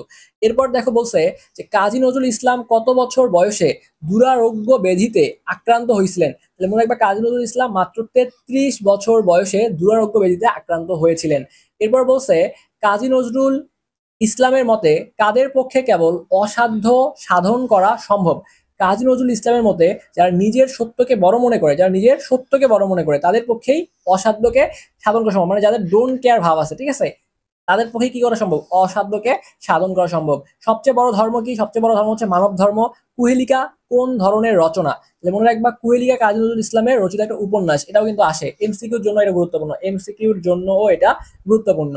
কাজী নজরুল ইসলামের উপাধি কি? তার উপাধি ছিল হচ্ছে দুঃখিত ভাইয়া এবং আপুরা, একটু করে দেখো তাহলে। এটা হচ্ছে বিদ্রোহী কবি, ঠিক আছে। আগুনের ছান্ডা শব্দটার অর্থ হচ্ছে অগ্নি পতাকা। কি ভাইয়া বলতো? অগ্নি পতাকা। আচ্ছা, তো এরপরে দেখো পরবর্তী প্রশ্নে চলে যাই। বাঁধনহারা নজরুলের কি জাতীয় রচনা? বাঁধনহারা কাজী নজরুল ইসলামের একটা বিখ্যাত উপন্যাস। মনে রাখবা ধূমকেতুর আগুন, ধূমকেতুর আগুন। তো এই যে ধূমকেতুর আগুন কোন দিন নিভে যাবে? যেদিন ভুল বুঝতে পেরে প্রাণ খুলে প্রাণ খুলে নেবে, প্রাণ খুলে তা মেনে নিবে, সেদিন ধূমকেতুর আগুন কি হবে? নিভে যাবে। খুবই গুরুত্বপূর্ণ প্রশ্ন। এরপরে দেখো কি বলছে। এরপরে বলছে কে মিথ্যাকে ভয় করে? যার মনে মিথ্যা সেই মিথ্যাকে ভয় করে। আমরা কবে স্বাধীন হতে পারবো বলে প্রাবন্ধিক মনে করেন? আমরা যেদিন আত্মনির্ভরশীল হব সেদিন আমরা কি হতে পারবো? স্বাধীন হতে পারবো বলে প্রাবন্ধিক মনে করছে। আচ্ছা, এরপর বলছে আর কি বলছে, কার আর কাউকে চিনতে বাকি থাকে না? যে নিজেকে চেনে, যে নিজেকে চেনে তার আর কাউকে চিনতে কি থাকে না ভাইয়া? বলতো বাকি থাকে না। আত্মাকে চিনলে কি হয়? আত্মনির্ভরশীলতা। আত্মা আত্মনির্ভরশীলতা, মনে রাখবা। কাজী নজরুল ইসলাম কত খ্রিস্টাব্দে জন্মগ্রহণ করেন? তাহলে কাজী নজরুল ইসলাম 1899 খ্রিস্টাব্দে জন্মগ্রহণ করছেন। তাহলে কাজী নজরুল ইসলাম কত খ্রিস্টাব্দে জন্মগ্রহণ করছেন? 1899 খ্রিস্টাব্দের 25 মে জন্মগ্রহণ করছেন। কাজী নজরুল ইসলাম কোন জেলায় জন্মগ্রহণ করছেন? কাজী নজরুল ইসলাম বর্ধমান জেলায় জন্মগ্রহণ করছেন। কাজী নজরুল ইসলামের এই যে বলছে গ্রামের নাম কি? তাহলে গ্রামের নামটা হচ্ছে মনে রাখবা চুরুলিয়া। তাহলে গ্রামের নাম হচ্ছে চুরুলিয়া। কাজী নজরুল ইসলাম কত সালে মৃত্যুবরণ করেন? 1976 সালে মৃত্যুবরণ করছেন। অর্থাৎ জন্ম মৃত্যুটা একটু করে দেখবা। আত্মাকে চেনা সহজ উপায় আগেই বলছিলাম, নিজেকে চেনা। এরপরে দেখো কি বলছে, স্বাবলম্বন বা নিজের উপর বিশ্বাস করতে কে শেখাচ্ছিলেন? মহাত্মা গান্ধী। আমি আসি এ কথা না বলে আমরা কি বলতে লাগলাম? গান্ধীজি আসেন বলতে লাগছিলাম। খুবই গুরুত্বপূর্ণ প্রশ্ন কিন্তু এগুলা। এরপরে বলছে কারা অসাধ্য সাধন করতে পারবে? যারা তথাকথিত বা নিজের সত্যকে বড় মনে করার দম্ভ আছে, যারা তথাকথিত বা নিজের সত্যকে বড় মনে করার দম্ভ আছে তারাই অসাধ্য সাধন করতে পারবে। কারা অসাধ্য সাধন করতে পারবে? দেশের শত্রুকে দূর করতে কি প্রয়োজন? দেশের শত্রুকে দূর করতে আগুনের সম্মার্জনা প্রয়োজন, ঠিক আছে। লেখক কখনো কাকে প্রশ্রয় দেবেন না? লেখক মিথ্যা বা ভণ্ডামিকে কখনো প্রশ্রয় দিবেন না। লেখক কিসের থেকে সম্পূর্ণ মুক্ত? লেখক দাসত্ব থেকে সম্পূর্ণ মুক্ত। মিথ্যা বিনয়ের চেয়ে কোনটি অনেক অনেক ভালো? অহংকারের পৌরুষ, ঠিক আছে, বা এটা পুরুষ বলতে পারো, একই কথা, অনেক গুণে ভালো। কে কখনো অন্য ধর্মকে ঘৃণা করতে পারে না? যারা নিজ ধর্মের বিশ্বাস আছে তারা কি করতে পারে না? অন্য ধর্মকে ঘৃণা করতে পারে না, বা যে নিজে সত্যকে চিনেছে, এটা লিখলেও হবে। এরপরে বলছে যে লেখক কি লক্ষ্য করে পথে বের হন? দেশের পক্ষে যা মঙ্গলকর বা সত্য তাই লক্ষ্য করে লেখক কি করছে? পথে বের হইছে। কোনটি লেখকের বিপথে নিয়ে যেতে পারবে না? কি বলছে দেখো, রাজভয় বা লোক ভয়। এই রাজভয় বা লোক ভয় লেখককে বিপথে নিয়ে যাইতে পারবে না। তারপর বলছে কাকে ভয় দেখিয়ে পদানত করা যায় না? যে নিজেকে চেনে তাকে ভয় দেখিয়ে পদানত করা যায় না। কোনটি মানুষকে ক্রমেই ছোট করে ফেলে? কোনটি মানুষকে ক্রমেই ছোট করে ফেলে? দেখো কি বলছে যে অতিরিক্ত বিনয় মানুষকে কি করে ফেলে ভাইয়া? ছোট করে ফেলে। কিসের চেয়ে অহংকারের পৌরুষ অনেক ভালো, মিথ্যা বিনয়ের চেয়ে। তো এইগুলা থেকে তুমি যদি পড়তে পারো দেখবা যে তোমার সবগুলা প্রশ্ন কমন চলে আসতেছে। এরপর বলছে যে স্পষ্ট কথা বলায় একটা কিসের ভাব থাকে, স্পষ্ট কথা বলায় একটা অভিনয়ের ভাব থাকে। তোমরা কি একটা জিনিস খেয়াল করছো যে আজকের ক্লাস থেকে তোমার এমসিকিউ কিন্তু আবারও 100% একটা প্রিপারেশন হয়ে যাচ্ছে। আমি কারণ সবগুলা সৃজনশীলের ক নিয়ে আসছি, তোমার এখানে এমসিকিউর প্রিপারেশন হয়ে যাচ্ছে এবং একই সাথে সৃজনশীল লেখার জন্য তোমার যে প্রিপারেশন দরকার সেটাও কিন্তু তুমি এখানে কমপ্লিট করতে পারতেছো। এবার দেখো কি বলছে, নিজের শক্তির উপর অটুট বিশ্বাস কিভাবে আসে? নিজেকে চিনলেই নিজের শক্তির উপর অটুট বিশ্বাস আসে। মানুষের মধ্যে কখন সহনশীলতা বাড়ে? মানুষের মধ্যে কখন সহনশীলতা বাড়ে? সম্প্রতির বন্ধন শক্তিশালী হইলে মানুষের মধ্যে সহনশীলতা বাড়ে। এরপর দেখো এখানে আমরা এই যে খ নাম্বারের সাজেশন গুলো তোমাদেরকে দিছি যে আত্মাকে চিনলে আত্মনির্ভরশীলতা আসে। এটা খুব ভালো একটা প্রশ্ন, ভেরি ভেরি ইম্পর্টেন্ট। মানুষের যে ধর্ম, ঠিক আছে, বা যে মানুষ ধর্ম সবচেয়ে বড় ধর্ম, এটা বুঝিয়ে লেখো, এটা খুবই ভালো একটা প্রশ্ন। অভিশাপ রথের সারথি, এটা আসতে পারে পরীক্ষায়, ভুলের মধ্যে দিয়ে সত্যকে পাওয়া যায় কোনো না কোনো বোর্ডে, আশা করি চলে যাবে। চারটা প্রশ্নই খুবই গুরুত্বপূর্ণ। এরপরে 5 নাম্বার, মানুষের ধর্ম সবচেয়ে বড় ধর্ম কেন? 100% ইম্পর্টেন্ট। আমি আসি এই কথা না বলে সবাই বলতে লাগলো গান্ধীজি আছেন, এটাও ইম্পর্টেন্ট। অন্তরে মিথ্যার ভয় থাকলে প্রাবন্ধিক কেন বাহিরের ভয়কে ভয় মনে করেন? অন্তরে মিথ্যার ভয় থাকলে প্রাবন্ধিক কেন বাইরের ভয় ভয় মনে করেন? দেখবা এগুলো খুব ভালো একটা প্রশ্ন। তো এগুলো দেখতে পারলেই তোমার আমার পথ কাভার আপ হয়ে যাবে। এরপরে আমরা যেখানে আসবো সেটা হচ্ছে ভাইয়া, আমরা মানব কল্যাণ নিয়ে আলোচনা করব। ঠিক আছে, আমরা কি নিয়ে আলোচনা করব? আমরা হচ্ছে মানব কল্যাণ নিয়ে আলোচনা করব। তাহলে আমরা এবার আলোচনা করব হচ্ছে মানব কল্যাণ নিয়ে আলোচনা শুরু করব। তো দেখো কি বলছে যে জোড়াতালি দিয়ে কি করা যায় না? জোড়াতালি দিয়ে সমস্যার সমাধান করা যায় না। আমাদের দৃষ্টিভঙ্গিকে কি করতে হবে? পাল্টাতে হবে। আবুল ফজল কত বছর কলেজে অধ্যাপনা করছেন? 30 বছর কলেজে অধ্যাপনা করছেন। এরপর বলছে আবুল ফজলের পিতার নাম, এটা এমসিকিউ সময় পড়াইছিলাম, ফজলুর রহমান। শিক্ষা জীবন কোথায় কাটছে? দেখো শিক্ষা জীবন, দেখো আবুল ফজল চট্টগ্রাম ও ঢাকায় শিক্ষা জীবন অতিবাহিত করেন। আবুল ফজল মারা গেছে 1983 সালে। কোন কথায় মামুলি অর্থে ব্যবহৃত হয়? এমসিকিউ সময় বারবার বলছিলাম মানব কল্যাণ কথাটা মামুলি অর্থে ব্যবহৃত হয়, এটা অনেকবার পড়াইছিলাম। এক মুষ্টি ভিক্ষা দেওয়াকে আমরা সাধারণত কি মনে করি? এটা মনে করি যে অনেক বড় কিছু করে ফেলছি, মানব কল্যাণ করে ফেলছি। ঠিক আছে, এটা কিন্তু বোঝাচ্ছে মানুষ যে মানুষ যে হাত পেতে গ্রহণ করে সেটি কোন হাত? নিচের হাত। অনুগ্রহকারী আর অনুগৃহীতের মধ্যে কোন দিক থেকে তফাৎ? কোন দিক থেকে তফাৎ? মনুষ্যত্ব এবং মানব মর্যাদার দিক থেকে তফাৎ। এগুলো সব এমসিকিউ সময় পড়াইছিলাম। তাহলে সিও শর্ট ক্লাসটা দেখো একটু, এমসিকিউ কমন চলে আসবে। জাতির যৌথ জীবন আর যৌথ চেতনার প্রতীক কি? জাতির কি বলছে? রাষ্ট্র। এই যে রাষ্ট্র, উঠতে হবে রাষ্ট্র। রাষ্ট্র জাতির যৌথ জীবন এবং যৌথ চেতনার প্রতীক, এটাও এমসিকিউ সময় আমি তোমাকে পড়িয়ে দিয়েছিলাম। রাষ্ট্রের বৃহত্তর দায়িত্ব কি? রাষ্ট্রের বৃহত্তর দায়িত্ব জাতিকে আত্মসম্মানবোধ করে তোলা। মানব কল্যাণ কিসের মধ্যে নিহিত? মানব কল্যাণের উৎস মানুষের মর্যাদাবোধ আর মানসিক চেতনা বিকাশের মধ্যে নিহত। এগুলো একটু করে দেখবা, ভালো প্রশ্ন। এরপরে বলছে যে মানব কল্যাণ প্রবন্ধে এক ব্যক্তি কার কাছ থেকে ভিক্ষা চাইতে এসেছিল? ইসলামের নবীর কাছ থেকে। মানব কল্যাণ প্রবন্ধে উল্লেখিত ইসলামের নবী ভিক্ষুকে কি কিনে দিয়েছিল? কি কিনে দিয়েছিল বলতো? একখানা কুড়াল কিনে দিয়েছিল, একখানা কুড়াল কিনে দিয়েছিল। মানব কল্যাণের প্রাথমিক সোপান কি? মানবিক বৃত্তি, এটা হচ্ছে প্রাথমিক সোপান। মানব কল্যাণের প্রাথমিক সোপান রচনা, কি বলছে? প্রাথমিক সোপান রচনার দায়িত্ব কার? তাহলে মানব কল্যাণের প্রাথমিক সোপান রচনার দায়িত্ব হচ্ছে সমাজ এবং রাষ্ট্রের, সমাজ এবং রাষ্ট্রের। এরপরে বলছে যে মানুষের ভবিষ্যৎ জীবনের সূচনা হয় কোথা থেকে? মানুষের ভবিষ্যৎ জীবনের সূচনা হয় পরিবার থেকে। খুব ইম্পর্টেন্ট। প্রত্যেক মানুষ কিসের সঙ্গে সম্পর্কিত? প্রত্যেক মানুষ সমাজের সঙ্গে সম্পর্কিত। সামগ্রিক সমাজের ভালো মন্দের সঙ্গে কোনটি সংযুক্ত? মানব কল্যাণ। কোন কোন মনোভাব নিয়ে কারো কল্যাণ করা যায় না? বিভক্তিকরণের মনোভাব। ঠিক আছে, কি মনে রাখবা? বিভক্তিকরণের মনোভাব। সত্যিকার মানব কল্যাণ কিসের ফসল? সত্যিকার মানব কল্যাণ মহৎ চিন্তা ভাবনার ফসল। কারা মানবিক চিন্তা আর আদর্শের উত্তরাধিকার রেখে গেছেন? বাংলাদেশের মহৎ প্রতিভাবান সবাই। ঠিক আছে, এটা এগুলো আসবে না, খুব একটা ইম্পর্টেন্ট না। তো এরপরে দেখো আমরা যদি একটু নিচের দিকে যাই, যে কারা মানবিক চেতনা উদাত্ত কণ্ঠস্বর, এটাও এরকম প্রশ্ন আসবে না। দেখো এগুলো ইম্পর্টেন্ট। যে তুমি অধম তাই বলিয়া আমি উত্তম হইব না কেন? উত্তরটা কার? বঙ্কিমচন্দ্র চট্টোপাধ্যায়। এগুলো লেস ইম্পর্টেন্ট। ঠিক আছে, এগুলো লেস ইম্পর্টেন্ট। এরপরে দেখো আবুল ফজল জন্মগ্রহণ করছেন কোথায়? আবুল ফজল চট্টগ্রামের সাতকানিয়ায় জন্মগ্রহণ করছেন। এবং আবুল ফজল জন্মগ্রহণ করেন কবে বলতো? আবুল ফজল জন্মগ্রহণ করছে 1903 সালে জন্মগ্রহণ করছে। তো অনুধাবনমূলক প্রশ্নগুলো আসলে একটু সাজেশন দিই তোমাদেরকে। তো অনুধাবনমূলক প্রশ্নগুলো দেখবা যে মনুষ্যত্বের অবমাননা বলতে লেখক বুঝিয়েছেন, কি বুঝাইছেন এটা দেখবা। কিভাবে বিজ্ঞানের অভাবনীয় আবিষ্কারকে ধ্বংসের পরিবর্তে সৃজনশীল মানবিক কর্মে নিয়োগ করা যায়, এটাও খুব গুরুত্বপূর্ণ একটা প্রশ্ন। এরপরে দেখো এই যেটাও আসতে পারে যে মানব কল্যাণকে কিভাবে আমরা সস্তা এবং মামুলি বানাইছি, ঠিক আছে। তারপরে মানব কল্যাণের মানব অপমানের পরিণতি, সব একই টাইপের প্রশ্ন, ঠিক আছে। তুমি যদি এটা দুই একটা ফর্মের রিডিং দাও, এখানে যে প্রশ্ন আসুক না কেন পারবা। এরপরে দেখো এই যে আরেকটা গুরুত্বপূর্ণ প্রশ্ন, রাষ্ট্রজাতির যৌথ জীবন আর যৌথ চেতনারই প্রতীক উক্ত দ্বারা কি বোঝানো হয়েছে ব্যাখ্যা করতে হবে। এরপর দেখা বলছে এই সত্যটা অনেক সময় ভুলে থাকা হয়, কোনটা সত্য, কোন সত্যটা, এটা একটু ব্যাখ্যা করবা। এরপরে দেখো বলছে যে দুঃখের বিষয় বলতে প্রাবন্ধিক কি বুঝিয়েছেন, এগুলো হালকা পাতলা ইম্পর্টেন্ট। তো তুমি যদি এই প্রশ্নগুলো যে সাজেশনে দেওয়া আছে এগুলো দেখতে পারলেই তোমার এখান থেকে প্রশ্ন কমন চলে আসবে। এরপরে দেখো আমরা পরবর্তী যে গদ্যটা আছে সেখানে চলে যাব। তো পরবর্তী গদ্যটা আসতেছে আমাদের মাসি পিসিকে নিয়ে, ঠিক আছে, মাসি এবং হচ্ছে পিসি। তো এই মাসি পিসি নিয়ে এবার আমরা কি করবো ভাইয়া বলো তো, মাসি পিসি নিয়ে আমরা আলোচনা শুরু করব।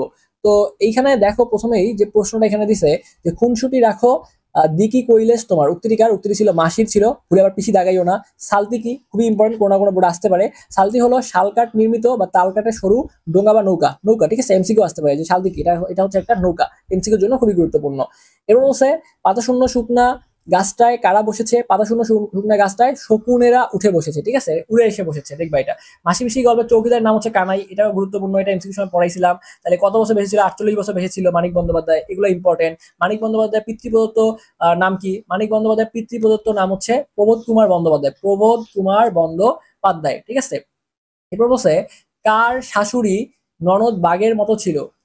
মাসির শাশুড়ি ননদ বাঘের মতো ছিল। তারপর বলছে মাসি পিসি গল্পটি প্রথম কোন পত্রিকায় প্রকাশিত হয়? এটা খুবই গুরুত্বপূর্ণ, পূর্বাশা। এমসিকিউ সময় আমি বারবার করে বলছিলাম যেটা খুবই গুরুত্বপূর্ণ, ঠিক আছে। যারা এমসিকিউ মুখস্থ করছো বা আমি যেগুলো পড়ছি ওগুলো পড়ছো, তারা কিন্তু এগুলো ইজিলি পারবা। পাটুসি শব্দের অর্থ কি? যে পাটুসি শব্দের অর্থ হচ্ছে ছাই বর্ণ বিশিষ্ট বা ফ্যাকাশে। ব্যঞ্জন শব্দের অর্থ কি? ব্যঞ্জন শব্দের অর্থ হচ্ছে রান্না করা বা রান্না করা তরকারি। এরপর বলছে যে মানিক বন্দ্যোপাধ্যায়ের প্রকৃত নাম কি? এর নাম হচ্ছে প্রবোধ কুমার বন্দ্যোপাধ্যায়, একটু আগেই বললাম। মানিক বন্দ্যোপাধ্যায়ের প্রথম প্রকাশিত গল্পের নাম কি? বলতো। মানিক বন্দ্যোপাধ্যায়ের প্রথম প্রকাশিত গল্পের নাম হচ্ছে অতসী মামি, এটাও আমি এমসিকিউ সময় পড়াইছিলাম। বডির এক কোপে গলা ফাঁক করে দিব, কথাটা কে বলেছে? কথাটা মাসি বলছে। কে বলছে? মাসি বলছে। মানিক বন্দ্যোপাধ্যায়ের প্রকৃত নাম কি? মানিক বন্দ্যোপাধ্যায়ের প্রকৃত নাম হচ্ছে, বারবার চলে আসছে প্রশ্নটা, ইম্পর্টেন্ট তো। মাসি ও পিসি কিসের উপায় করেছে? রোজগারের উপায় করেছে। মানিক বন্দ্যোপাধ্যায়ের প্রথম প্রকাশিত গল্পের নাম হচ্ছে অতসী মামি, এগুলো একটু দেখবা। এরপরে দেখো রসুই চালা মানে কি? রসুই চালা মানে হচ্ছে রান্নাঘর, ঠিক আছে, এটা বলা হয়, গ্রামে বলা হয় এগুলাকে, রসুই চালা মানে রান্নাঘর। তো মানিক বন্দ্যোপাধ্যায় জন্মগ্রহণ করছে দেখো যে 1908 সালের 1908 খ্রিস্টাব্দে 19 মে জন্মগ্রহণ করছে। পিতার নামটা একটু দেখবা, হরিহর বন্দ্যোপাধ্যায়। এরপরে বলছে যে বাংলা সাহিত্যে মানিক বন্দ্যোপাধ্যায় কিসের জন্য খ্যাতিমান? উপন্যাস এবং ছোট গল্পের জন্য খ্যাতিমান ছিল।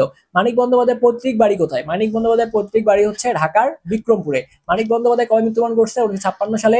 মাসি পিসি মাঝখানে গুটিসুটি হয়ে বসে থাকে আল্লাদি, মাঝখানে কে থাকে? আল্লাদি থাকে। আল্লাদি কোন পর্যন্ত ঘোমটা টেনে দেয়? ঠিক আছে, আল্লাদি আল্লাদি কোন পর্যন্ত ঘোমটা টেনে দেয়? আল্লাদি সিঁথির সিঁদুর পর্যন্ত ঘোমটা টেনে দেয়। পিছন থেকে পিসি আহ, পিছন থেকে পিসি কি বলেছিল?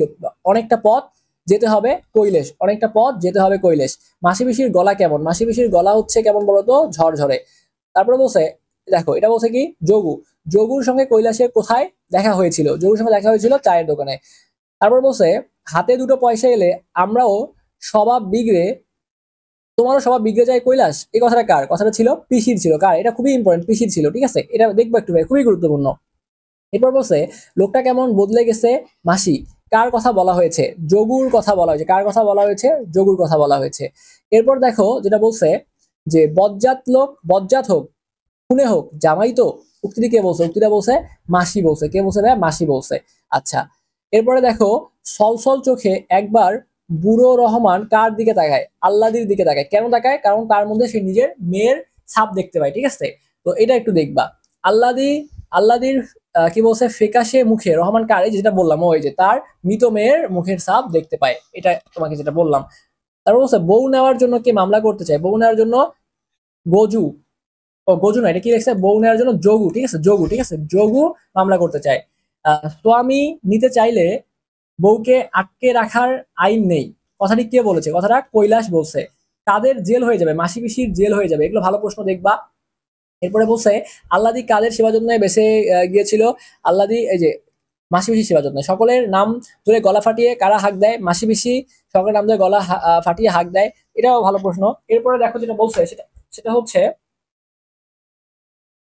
দেখো বলছে যে কি বলছে যে বুকে নতুন জোর পায় কারা, মাসি পিসি বুকে নতুন জোর পায় কারণে অকারণে কাদের মধ্যে ক্রন্দল বেঁধে যেত, কাদের মধ্যে ক্রন্দল বেঁধে যাইতো, মাসি পিসির মধ্যে ক্রন্দল বেড়ে যাইতো। তো এগুলো খুব ভালো প্রশ্ন, আমাদের কিন্তু একসাথে ভাইয়া আবারও বলতেছি এমসিকিউর প্রিপারেশনও কিন্তু এখানে হয়ে যাচ্ছে।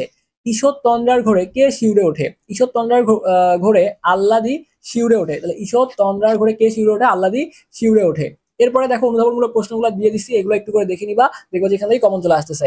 যুদ্ধের আয়োজন করে তৈরি হয়ে থাকে মাসি পিসি, এটা দ্বারা কি বোঝানো হয়েছে? ছেলের মুখে দেখে পাষাণ নরম হয় দ্বারা কি বোঝানো হয়েছে? দেখবা আল্লাদি স্বামীর ঘর ছেড়ে চলে যেতে চায় কেন, মেয়ে যদি স্বামীর ঘর না যেতে চায় খুন হওয়ার ভয়ে, এটা কারণ ব্যাখ্যা করতে হবে। মাসি পিসি রোজগারের কি নতুন উপায় খুঁজে পাইছে, ঠিক আছে, এগুলো একটু করে দেখবা, এগুলো সবগুলাই গুরুত্বপূর্ণ। এরপরে চলে আসো আমাদের পরবর্তী এবং সর্বশেষ যে গদ্যটা আমাদের আছে সেটা হচ্ছে রেইনকোট। আমাদের সর্বশেষ গদ্যটা হচ্ছে রেইনকোট। তো আমরা এবার রেইনকোট দিয়ে আলোচনা শুরু করব। তো বর্ষাকালে তো জুত কথাটা কে বলেছে? বর্ষাকালে তো জুত কথাটা বলেছে ছদ্মবেশী কুলি বলছে। এরপরে দেখো বলছে যে সেই চোখ ভরা ভয়, কেবল ভয়, রেইনকোট গল্পে কোন চোখের কথা বলা হয়েছে এখানে? সেই চোখ ভরা ভয়, এটা বলতে কি বলা হয়েছে গল্পে? বাসের মধ্যে সন্দেহভাজন পকেটমারের চোখের কথা বলা হয়েছে। তারপর হচ্ছে ও আফ কি কহ সাক্তা, উক্তিটি কার? একটু কার ছিল ভাইয়া? উক্তিটি প্রিন্সিপালের পিয়নের ছিল, প্রিন্সিপালের পিয়নের ছিল। রেইনকোট গল্পের পিয়নের নাম কি? পিয়নের নাম হচ্ছে ইসাক। রেইনকোট গল্পের পিয়নের নাম হচ্ছে ইসাক। মিলিটারি পান্ডা কোথায় বসেছিল? দেখো খুবই গুরুত্বপূর্ণ প্রশ্ন। মিলিটারি পান্ডা প্রিন্সিপালের কামরার সিংহাসন, ঠিক আছে, প্রিন্সিপালের কামরার সিংহাসন মার্কা চেয়ারে বসে ছিল। রেইনকোট গল্পটি কার লেখা? আখতারুজ্জামান ইলিয়াসের লেখা, খুবই গুরুত্বপূর্ণ। রেইনকোট গল্পটি কত সালে প্রকাশিত হয়? 1995 সালে প্রকাশিত হয়। এরপর দেখো রেইনকোট গল্পে কথকের নাম কি? রেইনকোট গল্পের কথকের নাম হচ্ছে নুরুল হুদা। মিস ক্রিয়ান্ট শব্দের অর্থ হচ্ছে দুষ্কৃতকারী, এটাও পরীক্ষা আসে, খুবই গুরুত্বপূর্ণ। কাদের সাথে নুরুল হুদার আতাত আছে? ছদ্মবেশী কুলিদের সঙ্গে নুরুল হুদার আতাত আছে। রেইনকোট গল্পটি কোন গল্প গ্রন্থের অন্তর্ভুক্ত?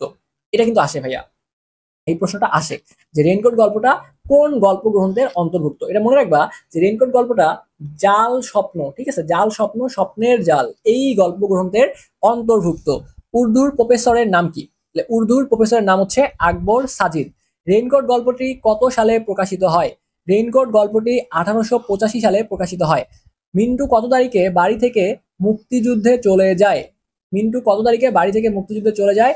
মিন্টু জুনের 23 তারিখ, মিন্টু জুনের 23 তারিখ বাড়ি থেকে মুক্তিযুদ্ধে চলে যায়। ইসাক এপ্রিল মাস থেকে কোন ভাষায় কথা বলে? ইসাক এপ্রিল মাস থেকে উর্দু ভাষায় কথা বলে। কোন মাস থেকে এবং কে কথা বলে এটা কিন্তু গুরুত্বপূর্ণ, আসতে পারে। এরপর কার জন্য নুরুল হুদাকে এক্সট্রা তটস্থ থাকতে হয়? কি শ্যালক মিন্টুর জন্য।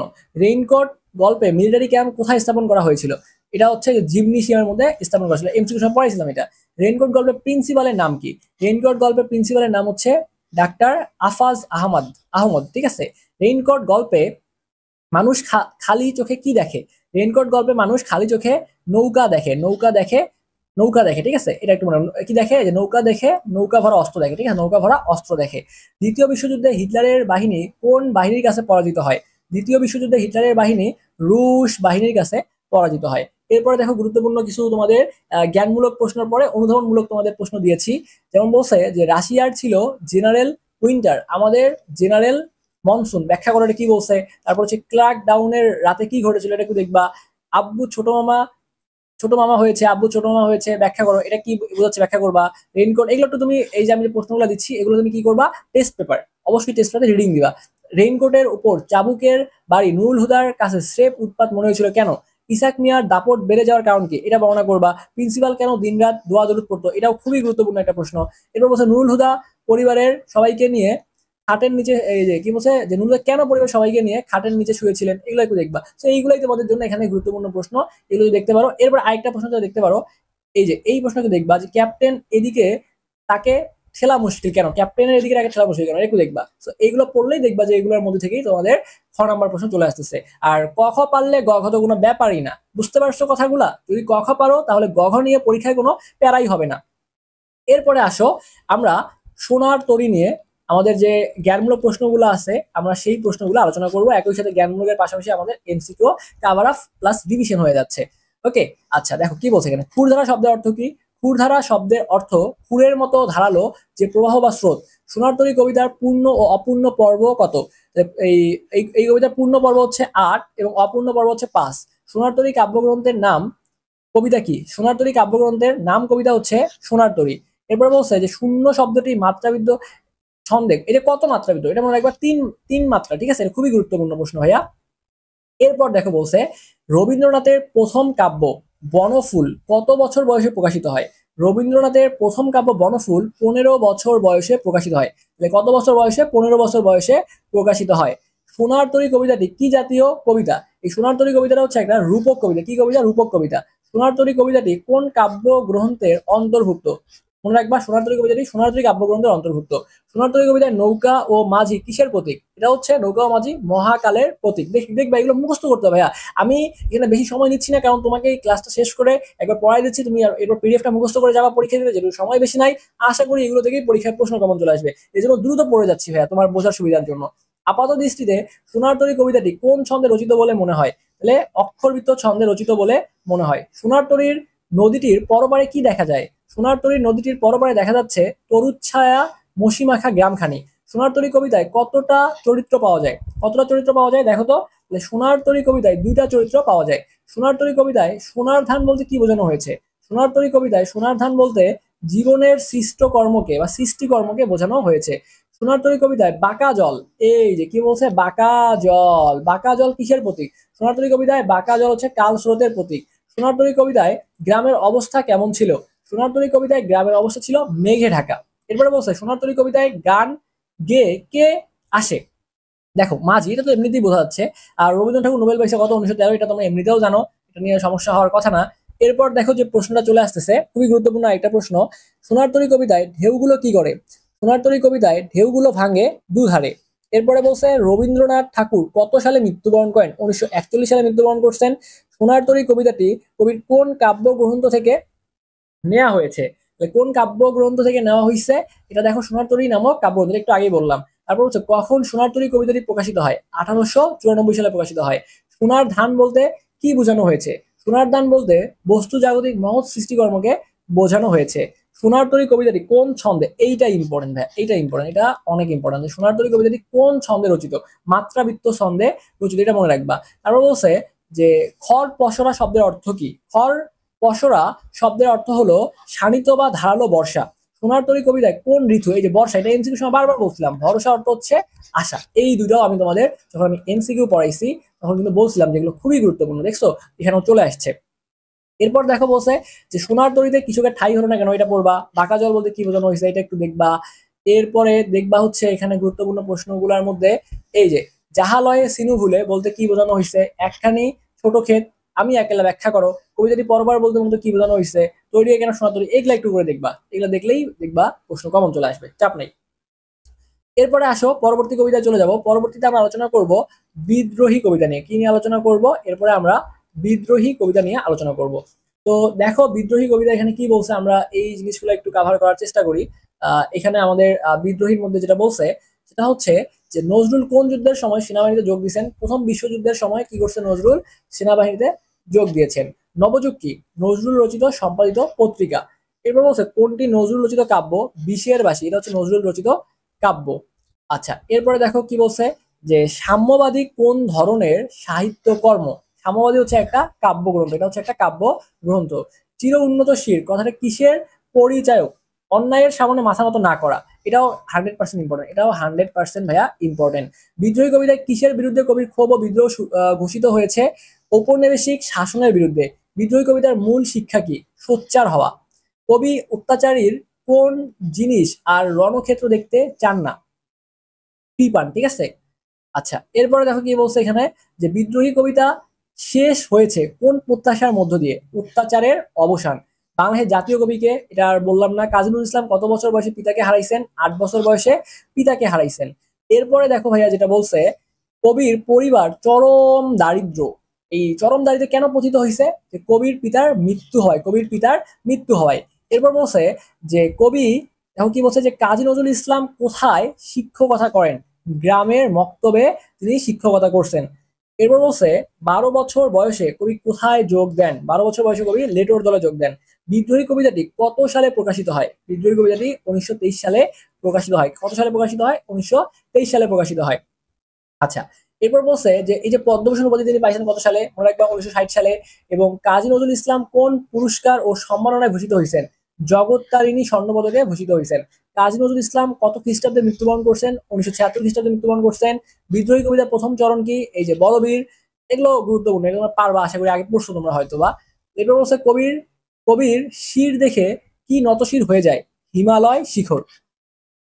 শির নেহারি আমারি, নতশির ওই শিখর হিমাদ্রির। এখানে মূলত কি প্রকাশ পেয়েছে? এটা কিন্তু ক নাম্বার প্লাস খ নাম্বারের জন্য খুবই গুরুত্বপূর্ণ।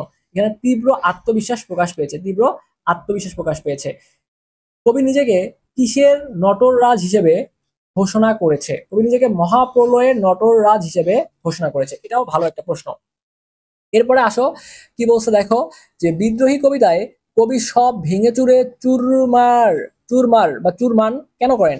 নতুনের আহ্বানে। বিদ্রোহী কবিতায় যত বন্ধন, যত নিয়ম কানুন শৃঙ্খলকে কবি ভেঙে অতিক্রম করেন করে কি কবি কিভাবে অতিক্রম করেন? এটা হচ্ছে দলে যান। বিদ্রোহী কবিতায় কবি কি মানেন না? কোনো আইন মানেন না। এরপরে আসো কি বলছে, যে বিদ্রোহী কবিতায় কবি নিজেকে কেমন ঝড় বলে উল্লেখ করেছেন? এলোকেশে ঝড় বলে উল্লেখ করেছেন। বিদ্রোহী কবিতায় কবি নিজেকে কার বিদ্রোহী সুত বলে ঘোষণা করেছেন? বিশ্ব বিধাতার। বিদ্রোহী কবিতার ইন্দ্রাণী সুতের হাতে কি? চাঁদ। এটা কিন্তু এমসিকিউর জন্য খুবই গুরুত্বপূর্ণ। এরপর দেখো বলছে বিদ্রোহী কবিতায় মম এক হাতে বাঁকা বাঁশের বাঁশরি আর হাতে রণতুর্য পঙ্গিকটিতে কি বোঝানো হয়েছে? প্রেম ও দ্রোহের যুগপৎ অবস্থান। এক হাতে বাঁকা বাঁশের বাঁশরি আর হাতে রণতুর্য। এখানে কবি কাজী নজরুল ইসলামের কোন সত্তাটি প্রকাশ পেয়েছে? প্রেম ও দ্রোহ প্রকাশ পাইছে। কবি নিজেকে বেদুইন বলেছেন কেন? কবি নিজেকে বেদুইন বলেছেন কেন? নিজেকে বেদুইনের মতো যোদ্ধা মনে করতেন। এটাও এমসিকিউ সময় পড়াইছিলাম। তারপর বলছে বিদ্রোহী কবিতায় কবি নিজেকে ছড়া আর ছাড়া আর কাউকে কুর্নিশ করেন না কেন? কেন কুর্নিশ করেন না? কারণ তার আত্মমর্যাদা বোধ ছিল। বিদ্রোহী কবিতার কোন চরণে কবির কোমল হৃদয়ের পরিচয় মেলে? কোন চরণে? আমি অবমানিতের পরম বেদন। আচ্ছা, এরপরে দেখো ভাইয়া আমরা পরবর্তী প্রশ্নে চলে যাব।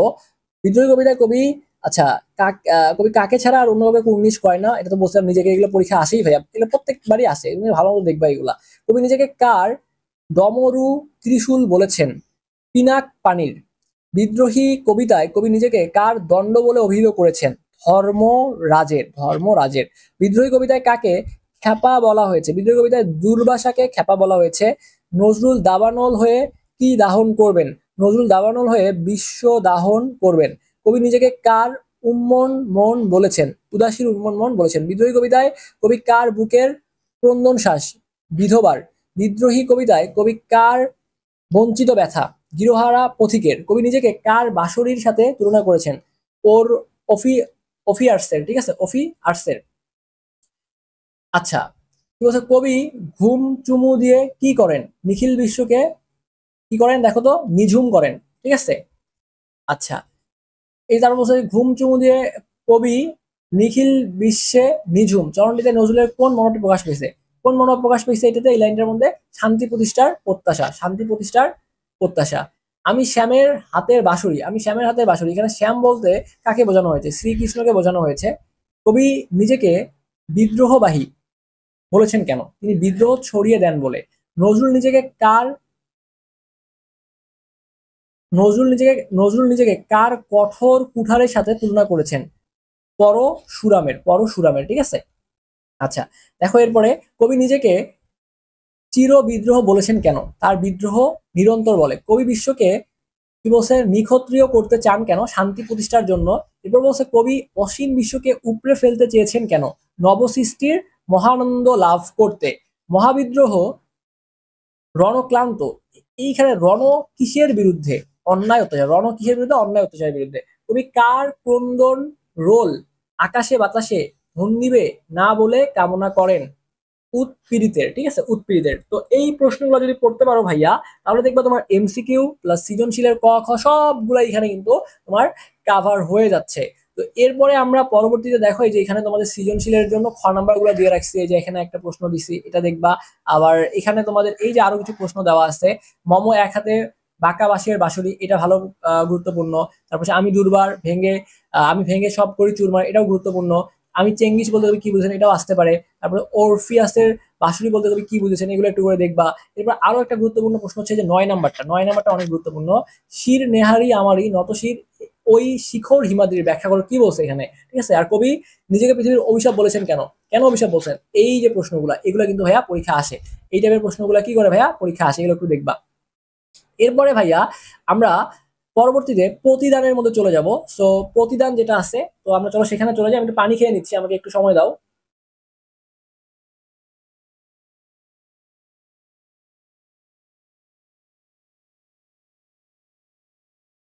আচ্ছা, তো আমরা এবার প্রতিদান দিয়ে আলোচনা শুরু করব। সো প্রতিদান দেখো, এখানে কি বলছে যে প্রতিদান কবিতা স্তবক কয়টা, স্তবক কয়টা, 3টা স্তবক আছে। বালুচর কাব্যগ্রন্থটি কার লেখা, বালুচর কাব্যগ্রন্থটি জসিমউদ্দিনের লেখা। এরপর বলছে প্রতিদান কবিতায় কার ঘর ভাঙার কথা বলা হয়েছে, প্রতিদান কবিতায় কবির ঘর ভাঙার কথা বলা হয়েছে। এরপর বলছে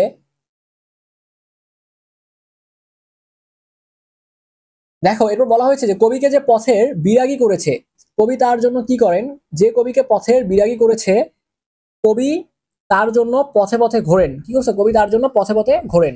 কবি কাকে আপন করার জন্য কেঁদে বেড়ান, কবিকে যে পর করেছে তাকে আপন করার জন্য কবি কেঁদে বেড়ান। কবি কার কবি কার মুখ নিরন্তর সাজান, যে নিঠুরিয়া বাণী উচ্চারণ করে কবি তার মুখ নিরন্তর সাজান। জসিমউদ্দিন কোন কলেজ থেকে বিএ পাস করছেন, ফরিদপুরের রাজেন্দ্র কলেজ থেকে বিএ পাস করছেন। এরপরে দেখো এখানে সবচেয়ে গুরুত্বপূর্ণ প্রশ্ন হচ্ছে জসিমউদ্দিন কত সালে মৃত্যুবরণ করছেন, 76 সালে। আর ডিলিট উপাধি পাইছেন রবীন্দ্র ভারতী বিশ্ববিদ্যালয় থেকে, এটা পড়াইছিলাম তোমাদেরকে। প্রতিদান কবিতায় কবিতা অনুসারে কে পথের বিরাগী, এটাকে যে প্রতিদান কবিতা অনুসারে কবি নিজেই কিন্তু হচ্ছে পথের বিরাগী। তারপরে জসিমউদ্দিনের পিতার নাম দেখো আনসার উদ্দিন মোল্লা, এটা একটু দেখবা। জসিমউদ্দিন কোন জেলায় জন্মগ্রহণ করছেন, ফরিদপুর। আর তার কবিতার রচয়িতা, এই যে প্রতিদান কবিতার রচয়িতা জানো তো বললামই তোমাদেরকে এখনই। আর এখানে বলছে যে প্রতিদান কবিতায় কোন ধরনের ফুলের উল্লেখ আছে, প্রতিদান কবিতায় রঙিন ফুলের কথা উল্লেখ আছে। প্রতিদান কবিতায় কবির কোথায় আঘাত করার কথা বলা হয়েছে, বুকে আঘাত করার কথা বলা হয়েছে। বান শব্দের অর্থ হচ্ছে শির বা তীর বা স্বর, ঠিক আছে। মালঞ্চ শব্দের অর্থ, এটা আসতে পারে, এটা যে কোনো একটা পরীক্ষায় বা যে কোনো বোর্ডে আসতে পারে। মালঞ্চ শব্দের অর্থ হলো ফুলের বাগান।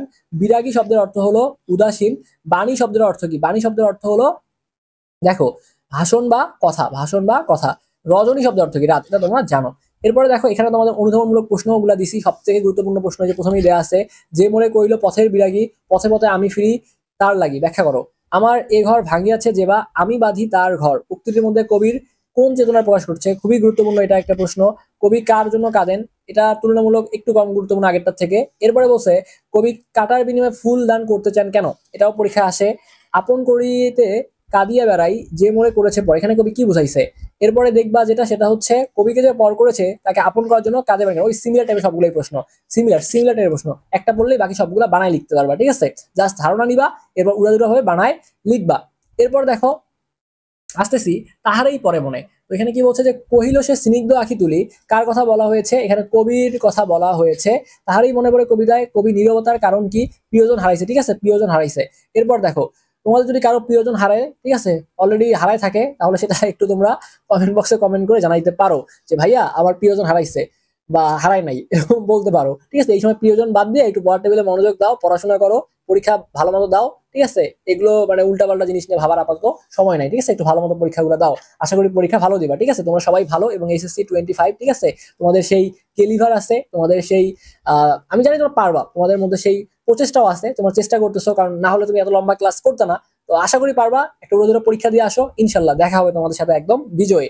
তো চলো পরবর্তী প্রশ্ন চলে যাই। কবি সুফিয়া কামাল কত সালে মৃত্যুবরণ করছেন, 1999 সালে মৃত্যুবরণ করছে। এরপরে দেখো তাহারই মনে পড়ে কবিতাটি প্রথম কোন পত্রিকায় প্রকাশিত হয়, তাহারই মনে পড়ে কবিতাটি প্রথম মাসিক মোহাম্মদী পত্রিকায় প্রকাশিত হয়। তাহারই মনে পড়ে কবিতাটি কোন ছন্দে লেখা, তাহারই মনে পড়ে কবিতাটি অক্ষরবৃত্ত ছন্দে লেখা। কবি সুফিয়া কামাল কোথায় জন্মগ্রহণ করেন, কবি সুফিয়া কামাল বরিশালে জন্মগ্রহণ করছেন। পুয়েলি শব্দের অর্থ হচ্ছে কুয়াশা। কবি এই যে বলছে তাহারই মনে পড়ে কবিতাটি কত সালে প্রকাশিত হয়েছে, 35 সালে, কত 35, 1935।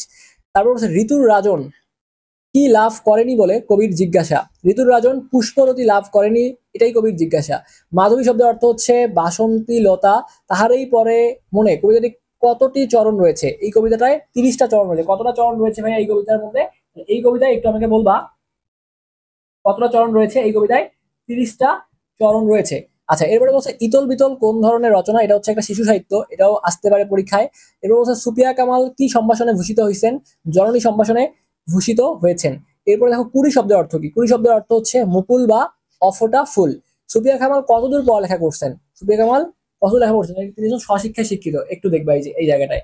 ওকে, এরপরে যে গুরুত্বপূর্ণ প্রশ্নগুলো দেওয়া আছে ভাইয়া, আমরা সেই গুরুত্বপূর্ণ প্রশ্নগুলো নিয়ে একটু কাজ করব। দেখো কি বলছে এখানে, যে কবিতায় কবির জীবন ব্যক্তি জীবন কিভাবে ধরা পড়ছে, এটা গুরুত্বপূর্ণ। এর থেকেও গুরুত্বপূর্ণ হচ্ছে বসন্তের আগমন সত্ত্বে কবি নীরব ভূমিকা পালন করছেন কেন? ওই যে স্বজন যে হারাইছে ভাইয়া, বুঝছো, এই জন্য। এগুলো একটু দেখবা, এগুলো ব্যাখ্যা করার সময় নাই, জাস্ট একটু দেখে নিবা টেস্ট পেপার থেকে। কবি সুফিয়া কামালের দৃষ্টিতে মাঘের সন্ন্যাসীকে, এটাও খুবই গুরুত্বপূর্ণ। তাহারই মনে পড়ে কবিতায় নাটকীয় গুণসম্পন্ন কবিতা বলা হয় কেন? এটাও খুবই খুবই খুবই গুরুত্বপূর্ণ। এরপরে দেখো বলছে তাহারই মনে পড়ে কবিতায় কবির যে বিষাদ ঘন একাকিত্বের বিষয়টি ফুটে উঠেছে তা ব্যাখ্যা করো। ভালো প্রশ্ন। তাহারই মনে পড়ে কবিতায়, এটা খুব একটা কম, মানে খুব বেশি গুরুত্বপূর্ণ না। তো এইগুলোই গুরুত্বপূর্ণ। আরেকটা চাইলে দেখতে পারো যে এই প্রশ্নটা, পুষ্প শূন্য দিগন্তের পথ বলতে কবি কি বুঝিয়েছেন। তো এইগুলো দেখলেই দেখবা যে এখান থেকে তোমাদের পরীক্ষায় কমন চলে আসতেছে। এরপরে চলো পরবর্তী প্রশ্ন চলে যাই। পরবর্তীতে হচ্ছে আমরা পড়বো 18 বছর বয়স, ঠিক আছে? 18 বছর বয়স নিয়ে আমরা আলোচনা করব। সো এটাও খুবই গুরুত্বপূর্ণ। দেখো কি বলছে, যে আকাল সুকান্ত ভট্টাচার্যের কি ধরনের রচনা? আকাল সুকান্ত ভট্টাচার্যের সম্পাদিত একটা কাব্যগ্রন্থ। কি এটা? একটা কাব্যগ্রন্থ। 18 বছর বয়সে অহরহ কি উখি দেয়? দুঃসাহসীরা উখি দেয়। 18 বছর বয়সে পদখাতে, এগুলো সহজ ভাই, এগুলো প্রশ্ন উত্তর করবা, খুবই সহজ। দেখো, 18 বছর বয়স, পদখাতে কি বলছে? পাথর সমান বাধা ভাঙতে চায়। কি ভাঙতে চায়? পাথর সমান বাধা ভাঙতে চায়। এগুলো খুবই গুরুত্বপূর্ণ এবং সহজ প্রশ্ন কিন্তু এগুলা। ছাড়পত্র, এটা 100% ইম্পর্টেন্ট, 100% ইম্পর্টেন্ট। এই শব্দটা 100%, যেখানেই বানানো না আসবে এটা। ছাড়পত্র কাব্যগ্রন্থটি কত সালে প্রকাশিত হয়? 1948 সালে। ছাড়পত্র কাব্যগ্রন্থটি মুখস্থ করো, 1948 সালে প্রকাশিত হয়। কবি সুকান্ত ভট্টাচার্য কত বছর বয়সে মারা গেছেন? 21 বছর বয়সে মারা গেছেন। সুকান্ত ভট্টাচার্যের মৃত্যুর পূর্ব পর্যন্ত কোন পত্রিকার সম্পাদক ছিলেন? তাহলে কোন পত্রিকা? দৈনিক স্বাধীনতা পত্রিকার কিশোর সভা অংশের তিনি সম্পাদক ছিলেন। এরপরে বলছে সুকান্ত ভট্টাচার্য কোন পত্রিকার সাথে সম্পৃক্ত ছিলেন? দৈনিক স্বাধীনতা। সুকান্ত ভট্টাচার্যের পৈতৃক নিবাস কোন জেলায়? সুকান্ত ভট্টাচার্যের পৈতৃক নিবাস হচ্ছে গোপালগঞ্জ জেলায়, ঠিক আছে? 18 বছর বয়স কিভাবে আঘাত আসে? 18 বছর বয়সে অবিশ্রান্ত ভাবে আঘাত আসে। সুকান্ত ভট্টাচার্য কত বছর বেঁচে ছিলেন? সুকান্ত ভট্টাচার্য, ঠিক আছে, এটা একটু দেখবা। 18 বছর বয়সে, এই যে 18 বছর বয়স পথে প্রান্তরে বহু তুফান ছোটায়। 18 বছর বয়স পথে প্রান্তে, 18 কোন বয়স, তার মানে কোন বয়স ভাই? এটা তো 18 বছর বয়স, তো পারবা এটা। এরপরে আসো, কি বলছে, যে কোন বয়সে অবিশ্রান্ত আঘাত আসে? 18 বছর বয়সে। 18 বছর বয়স কি জানে না? 18 বছর বয়স কাঁদতে জানে না। তাহলে কোন বয়স ভীরু? কোন বয়স ভীরু? কাপুরুষ নয়। 18 বছর বয়স ভীরু, কাপুরুষ নয়। এগুলো সব ভাইয়া একই সিমিলার টাইপের প্রশ্ন, তোমরা পারবা এগুলা। এরপর বলছে সুকান্ত ভট্টাচার্য কোন যুগের কবি বলা হয়? সুকান্ত ভট্টাচার্যকে রবীন্দ্র নজরুলোত্তর যুগের কবি বলা হয়। 18 বছর বয়স কিসের মতো চলে? স্টিমারের মতো চলে। কোন বয়সে প্রাণ তীব্র আর প্রখর? ওটা তো একই টাইপের প্রশ্ন। 18 বছর বয়সে কবিতা অনুসারে কবিতা অনুসারে 18 বছর বয়সীরা বাঁচে কিসে? কিসে বাঁচে? দুর্যোগে আর ঝড়ে বাঁচে। দুর্যোগে আর ঝড়ে বাঁচে, এতটুকু মুখস্থ করলেই হবে, ঠিক আছে? 18 বছর বয়স কবিতায় কি দিয়ে ভাঙা কি দিয়ে পাথর ভাঙার কথা বলা হয়েছে? 18 বছর বয়সের কবিতায় পদাঘাতে পাথর ভাঙার কথা বলা হয়েছে। 18 বছর বয়স কবিতায় কবি কোন বৈশিষ্ট্যকে তুলে ধরেছেন? 18 বছর বয়স কবিতায় কবি বয়সন্ধিকালের বৈশিষ্ট্যকে তুলে ধরেছেন। আকাল কাব্যগ্রন্থটি সুকান্ত কাদের বিরুদ্ধে সম্পাদনা করেছেন? আকাল কাব্যগ্রন্থটি ফেসিবাদের বিরুদ্ধে সম্পাদনা করেছেন। ছাড়পাত্র কার কাব্যগ্রন্থ? ছাড়পত্র হচ্ছে সুকান্ত ভট্টাচার্যের কাব্যগ্রন্থ। তরুণরা মাথা তুলবার ঝুঁকি নেয় কত বছর বয়সে? 18 বছর বয়সে। কখন তরুণ প্রাণে বিরাট দুঃসাহসীরা উকি দেয়? 18 বছর বয়সে। কবি 18-র কি শুনতে পান? কবি 18-র জয়ধ্বনি শুনতে পান। 18 বছর বয়স কবিতায় এই যে একটা শব্দ বলছে তুফান, শব্দটি কোন অর্থে ব্যবহৃত হয়েছে? তুফান শব্দটি প্রগতি অর্থে ব্যবহৃত হয়েছে। তারপর পরাধীনতার গ্লানি থেকে জাতিকে রক্ষা করা কাদের দায়িত্ব? কাদের দায়িত্ব বলতো? এই তরুণদের দায়িত্ব, ঠিক আছে? তোমাদের মধ্যে যারা তরুণ আছে তাদের দায়িত্ব। জাতীয় জীবনের চালিকা শক্তি হচ্ছে তারুণ্য। এগুলো সব সিমিলার টাইপের প্রশ্ন, পারবা। তারুণ্য সঠিক পথে না চললে কি হয়? তারুণ্য সঠিক পথে না চললে বিপর্যয় নেমে আসে। কবি দেখো কাজী নজরুল ইসলামের মতে বিদ্রোহ আর সংগ্রাম কার মধ্যে পরিলক্ষিত হয়? বিদ্রোহ ও সংগ্রাম সুকান্ত ভট্টাচার্যের মধ্যে পরিলক্ষিত হয়েছে। মিঠে করা রচনাটি কার? এটা সুকান্ত ভট্টাচার্যের। 18 বছর বয়স পথে প্রান্তরে কি ছোটায়? 18 বছর বয়স পথে প্রান্তরে তুফান ছোটায়। 18 বছর বয়সে সহস্র প্রাণ কি হয়? ক্ষতবিক্ষত হয়। কোন বয়সে দুঃসাহসীরা উকি দেয়? 18 বছর বয়সে দুঃসাহসীরা উকি দেয়। এরপরে বলছে যে সুকান্ত ভট্টাচার্যের পৈতৃক নিবাস কোন জেলায়? সুকান্ত ভট্টাচার্যের পৈতৃক নিবাস গোপালগঞ্জ জেলায়। কবি সুকান্ত ভট্টাচার্য কত বছর বয়সে মারা যান? সুকান্ত ভট্টাচার্য 21 বছর বয়সে মারা যান। 18 বছর বয়সে কবিতাটি কত মাত্রার মাত্রাবৃত্ত ছন্দে, কোন ছন্দে? মাত্রাবৃত্ত ছন্দে। কত মাত্রার? 6 মাত্রার মাত্রাবৃত্ত ছন্দে রচিত। এটা খুবই ভালো প্রশ্ন। এরপরে দেখা বলছে যে মানব জীবনের উত্তরকালীন পর্যায়ে কোন সময়? মানব জীবনের উত্তরকালীন পর্যায়ে হচ্ছে 18 বছর বয়স। 18 বছর বয়স কবিতাটি কোন কাব্যগ্রন্থ থেকে নেওয়া হয়েছে? ছাড়পত্র। খুবই ইম্পর্টেন্ট, খুবই ইম্পর্টেন্ট। কোন বয়সে প্রাণ দেয়া নেওয়ার ঝুলিটা শূন্য থাকে না? 18 বছর বয়সে প্রাণ দেয়া নেওয়ার ঝুলিটা শূন্য থাকে না। ওকে, আচ্ছা। এরপরে বলছে 18 বছর বয়স কিসের মতো নয়? 18 বছর বয়স ভীত কাপুরুষের মতো নয়। 18 বছর বয়সে অহরহ কি উকি দেয়? 18 বছর বয়সে অহরহ বিরাট দুঃসাহসীরা উকি দেয়। কিসের ক্ষেত্রে 18 বছর বয়স থেমে যায় না? পথ চলার ক্ষেত্রে থেমে যায় না। 18 বছর বয়স কবিতাটি কে লিখতে পারবা? এটা জন্মগ্রহণ করতে কোথায়? কলকাতায় জন্মগ্রহণ করছে। এবং এখানে 18 বছর বয়সকে ভয় করে, এগুলা সিম্পলের প্রশ্ন, তুমি পারবা এগুলা, ঠিক আছে। আরেকটা প্রশ্ন এখানে কি বলছে দেখো, এই যে সর্বশেষ প্রশ্ন, সেটা হচ্ছে যে 18 বছর বয়সে তরুণেরা আত্মাকে কোথায় সঁপে দেয়? 18 বছর বয়সে তরুণেরা আত্মাকে শপথের কোলাহলে সঁপে দেয়। এরপর দেখো যেটা বলছে এখানে, এই যে গুরুত্বপূর্ণ প্রশ্নগুলো দেওয়া আছে। তবু 18 শুনেছি জয়ধ্বনি, এটা ব্যাখ্যা করবা, খুবই গুরুত্বপূর্ণ প্রশ্ন। কবি কেন যৌবন শক্তির জয়গান করেছেন? খুবই ভালো প্রশ্ন। এবছর তবু নতুন কিছু করে তো? খুবই ভালো, খুবই ভালো প্রশ্ন। এগুলো আসবেই ভাই, এগুলো আসবে। এরপরে দেখো এই যে এখানে যে প্রশ্নগুলো তোমাদের দেওয়া আছে, তাজা প্রাণ তাজা তাজা প্রাণে অসহ্য যন্ত্রণা কি বুঝাইছে? বাষ্পের বেগে স্টিমারের মতো চলে কারা? রক্তদানের পুণ্য, এটা কি বুঝাইছে এখানে? কিভাবে 18 বছর বয়স জাতীয় জীবনের চালিকা শক্তি হয়ে উঠতে পারে? তবে 18 বছর বয়সকে দুঃসহ বলেছেন কেন? এগুলো একটু করে দেখবে, এগুলো দেখলেই দেখবা যে এখান থেকে তোমাদের পরীক্ষায় প্রশ্ন কমন চলে আসছে, ঠিক আছে। আচ্ছা, তো এরপরে ভাইয়া আমরা দেখো যেটা নিয়ে আলোচনা করব, ফেব্রুয়ারি 1969 নিয়ে আলোচনা করব। এখান থেকে তোমাদের কিছু গুরুত্বপূর্ণ প্রশ্ন বলে দিচ্ছি তোমাদেরকে, যেগুলো গুরুত্বপূর্ণ। হরিত উপত্যকা কি? এটা দেখবা যে হরিত উপত্যকা মানে হচ্ছে সবুজ দেশ, এটা একটু দেখবা। ফেব্রুয়ারি 1969 কবিতায় কমল বনকে কিসের তুলনা করা হয়েছে? কমল বনকে এই যে মানবিকতা, সুন্দর এবং কল্যাণের প্রতীক রূপে ব্যবহার করা হয়েছে। কে বুক পাতে ঘাতকের থাবার সম্মুখে? বরকত বুক পাতে, ঠিক আছে। শামসুর রহমান কোন পত্রিকার মধ্য দিয়ে কর্মজীবন শুরু করছেন? এই দেখো, দৈনিক মর্নিং নিউজ এই পত্রিকার মধ্য দিয়ে কর্মজীবন শুরু করছেন। এবার বলছে কমলবন শব্দটি কি অর্থে ব্যবহৃত হয়? কমলবন শব্দটি কি অর্থে ব্যবহৃত হয়? মনে রাখবা যে কমলবন শব্দটি ব্যবহৃত হয়, দেখো কি অর্থে ব্যবহৃত হয়? সুন্দর, এই যে সুন্দর ও কল্যাণের জগৎ বোঝাতে কমলবন শব্দটি ব্যবহৃত হয়। কবি কার মুখে তরুণ শ্যামল পূর্ব বাংলার সঙ্গে তুলনা করেছেন? কবি সালামের মুখকে তরুণ শ্যামল পূর্ব বাংলার সঙ্গে তুলনা করেছেন। কমলবান শব্দটি কি অর্থে ব্যবহৃত হয়েছে? কমলবানটি মানবিকতা, সুন্দর ও কল্যাণের জগৎ বোঝাতে ব্যবহৃত হয়েছে। কে বুক পাতে ঘাতকের থাবার সম্মুখে? বরকত বুক পাতে ঘাতকের থাবার সম্মুখে। 21-এর কৃষ্ণচূড়াকে কবি কিসের সঙ্গে আখ্যা দিয়েছেন? 21-এর কৃষ্ণচূড়াকে কবি চেতনার সঙ্গে আখ্যা দিয়েছেন। এইগুলো একটু করে দেখবা। এরপরে বলছে যে ফেব্রুয়ারি 1969 কবিতাটি কোন কাব্যগ্রন্থের অন্তর্ভুক্ত? এই ফেব্রুয়ারি 1969 কবিতাটি দেখো নিজ বাসভূমে কাব্যের অন্তর্ভুক্ত। হৃদয়ের উপত্যক্ষ কাটির রং কেমন? হৃদয়ের উপত্যক্ষ কাটির রং হচ্ছে হরিত। ওকে, এগুলা আসে ভাই, এগুলা পরীক্ষায় আসে। এখানে দেখো তোমাদের আরো কয়েকটা প্রশ্ন দিয়ে রাখছি, এগুলো একটু দেখবা। শামসুর রহমান মৃত্যুবরণ করছেন 2006 সালে। কৃষ্ণচূড়া কিসের প্রতীক? কৃষ্ণচূড়া শহীদের বিপ্লবী বিদ্রোহের প্রেরণার প্রতীক, ঠিক আছে। এরপরে যেটা বলছিলাম, এই যে এখানে তোমাদের ফেব্রুয়ারি 1969 কবিতায় কার হাত থেকে অবিনাশী বর্ণমালা? এটা খুবই গুরুত্বপূর্ণ। অবিনাশী বর্ণমালা কার হাত থেকে ঝরে? খুবই গুরুত্বপূর্ণ একটা প্রশ্ন। সালামের হাত থেকে অবিনাশী বর্ণমালা ঝরে, প্রশ্নটা আসেই কিন্তু। কবি কার মুখে তরুণ শ্যামল পূর্বে বাংলার সঙ্গে তুলনা করেছেন? কবি সালামের মুখে, সালাম, ঠিক আছে। আচ্ছা, এরপরে দেখো কি বলছে। বলছে যে ফেব্রুয়ারি 1969 কবিতায় কি তছনছ হওয়ার কথা বলা হয়েছে? ফেব্রুয়ারি 1969 কবিতায় কমলবন তছনছ হওয়ার কথা বলা হয়েছে। ফেব্রুয়ারি 1969 কবিতায় রৌদ্র কিসের প্রতীক? ফেব্রুয়ারি 1969 কবিতায় রৌদ্র হচ্ছে আনন্দের প্রতীক। কিসের প্রতীক? আনন্দের প্রতীক। এরপরে দেখো এখানে তোমাদের যে আরো কিছু জ্ঞানমূলক অনুধাবনমূলক প্রশ্ন দেওয়া আছে। সালামের মুখ আজ তারুণ শ্যামল, এটা দেখবা। এই যে এখানে আরো কয়েকটা গুরুত্বপূর্ণ প্রশ্ন দেওয়া আছে, এগুলো একটু করে দেখে নিবা। এই প্রশ্নগুলো একটু করে দেখে নিবা। সেই ফুল আমাদেরই প্রাণ। এরপরে হচ্ছে আবার ফুটেছে দেখো কৃষ্ণচূড়া থরে থরে শহরের পথে কেমন নিবিড় হয়ে, কোন বিষয়টিকে ইঙ্গিত করছে? এগুলা দেখবা ভাইয়া, কারণ এগুলো আসে। এরপরে এই যে ফুল নয় ওরা শহীদের ঝলকিত রক্তের বুদবুদ, এই পিডিএফটা দিয়ে দিলে এই প্রশ্নগুলো একটু জাস্ট রিডিং দিবা, ভাইয়া, খুব বেশি কিছু পড়া দরকার নাই, জাস্ট রিডিং দিবা। কারণ কি, ওটা তো বানায় লিখতে হবে, মুখস্থ করা যাবে না। মুখস্থ করলে পরীক্ষা মনে থাকবে না, ভালো পরীক্ষা দিতে পারবে না। সো ধারণা নিয়ে যাও, লিখে আসতে পারলেই হবে।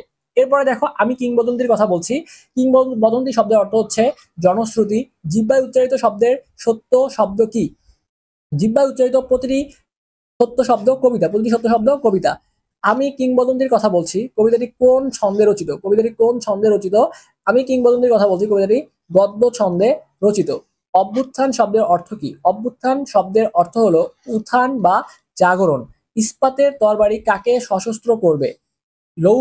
লৌহখণ্ডকে যে প্রজ্বলিত করে ইস্পাতের তরবারি তাকে সশস্ত্র করবে। তারপরে দেখো বলছে, তার পিঠে রক্ত জবার মতো ক্ষত ছিল, কারণ তিনি কি ছিলেন? কারণ তিনি ছিলেন কৃতদাস ছিলেন। শস্যের সম্ভার কাকে সমৃদ্ধ করবে? যে কর্ষণ করে শস্যের সম্ভার তাকে সমৃদ্ধ করবে। তাহলে যে কবিতাটি শুনতে জানে না সে কার জন্য মরতে পারে না? যে কবিতাটি শুনতে জানে না সে সন্তানদের জন্য মরতে পারে না। কবিতায় মুক্ত শব্দগুলো কোথা থেকে উচ্চারিত হয়? কবিতায় মুক্ত শব্দগুলো জিহ্বা থেকে উচ্চারিত হয়। কোথায় পলিমাটির সৌরভ ছিল? কবির পূর্বপুরুষের করতলে পলিমাটির সৌরভ ছিল। ঠিক আছে, কবিতায় মুক্ত শব্দগুলো কোথা থেকে উচ্চারিত হয়? মুক্ত শব্দগুলো কোথা থেকে উচ্চারিত হয়?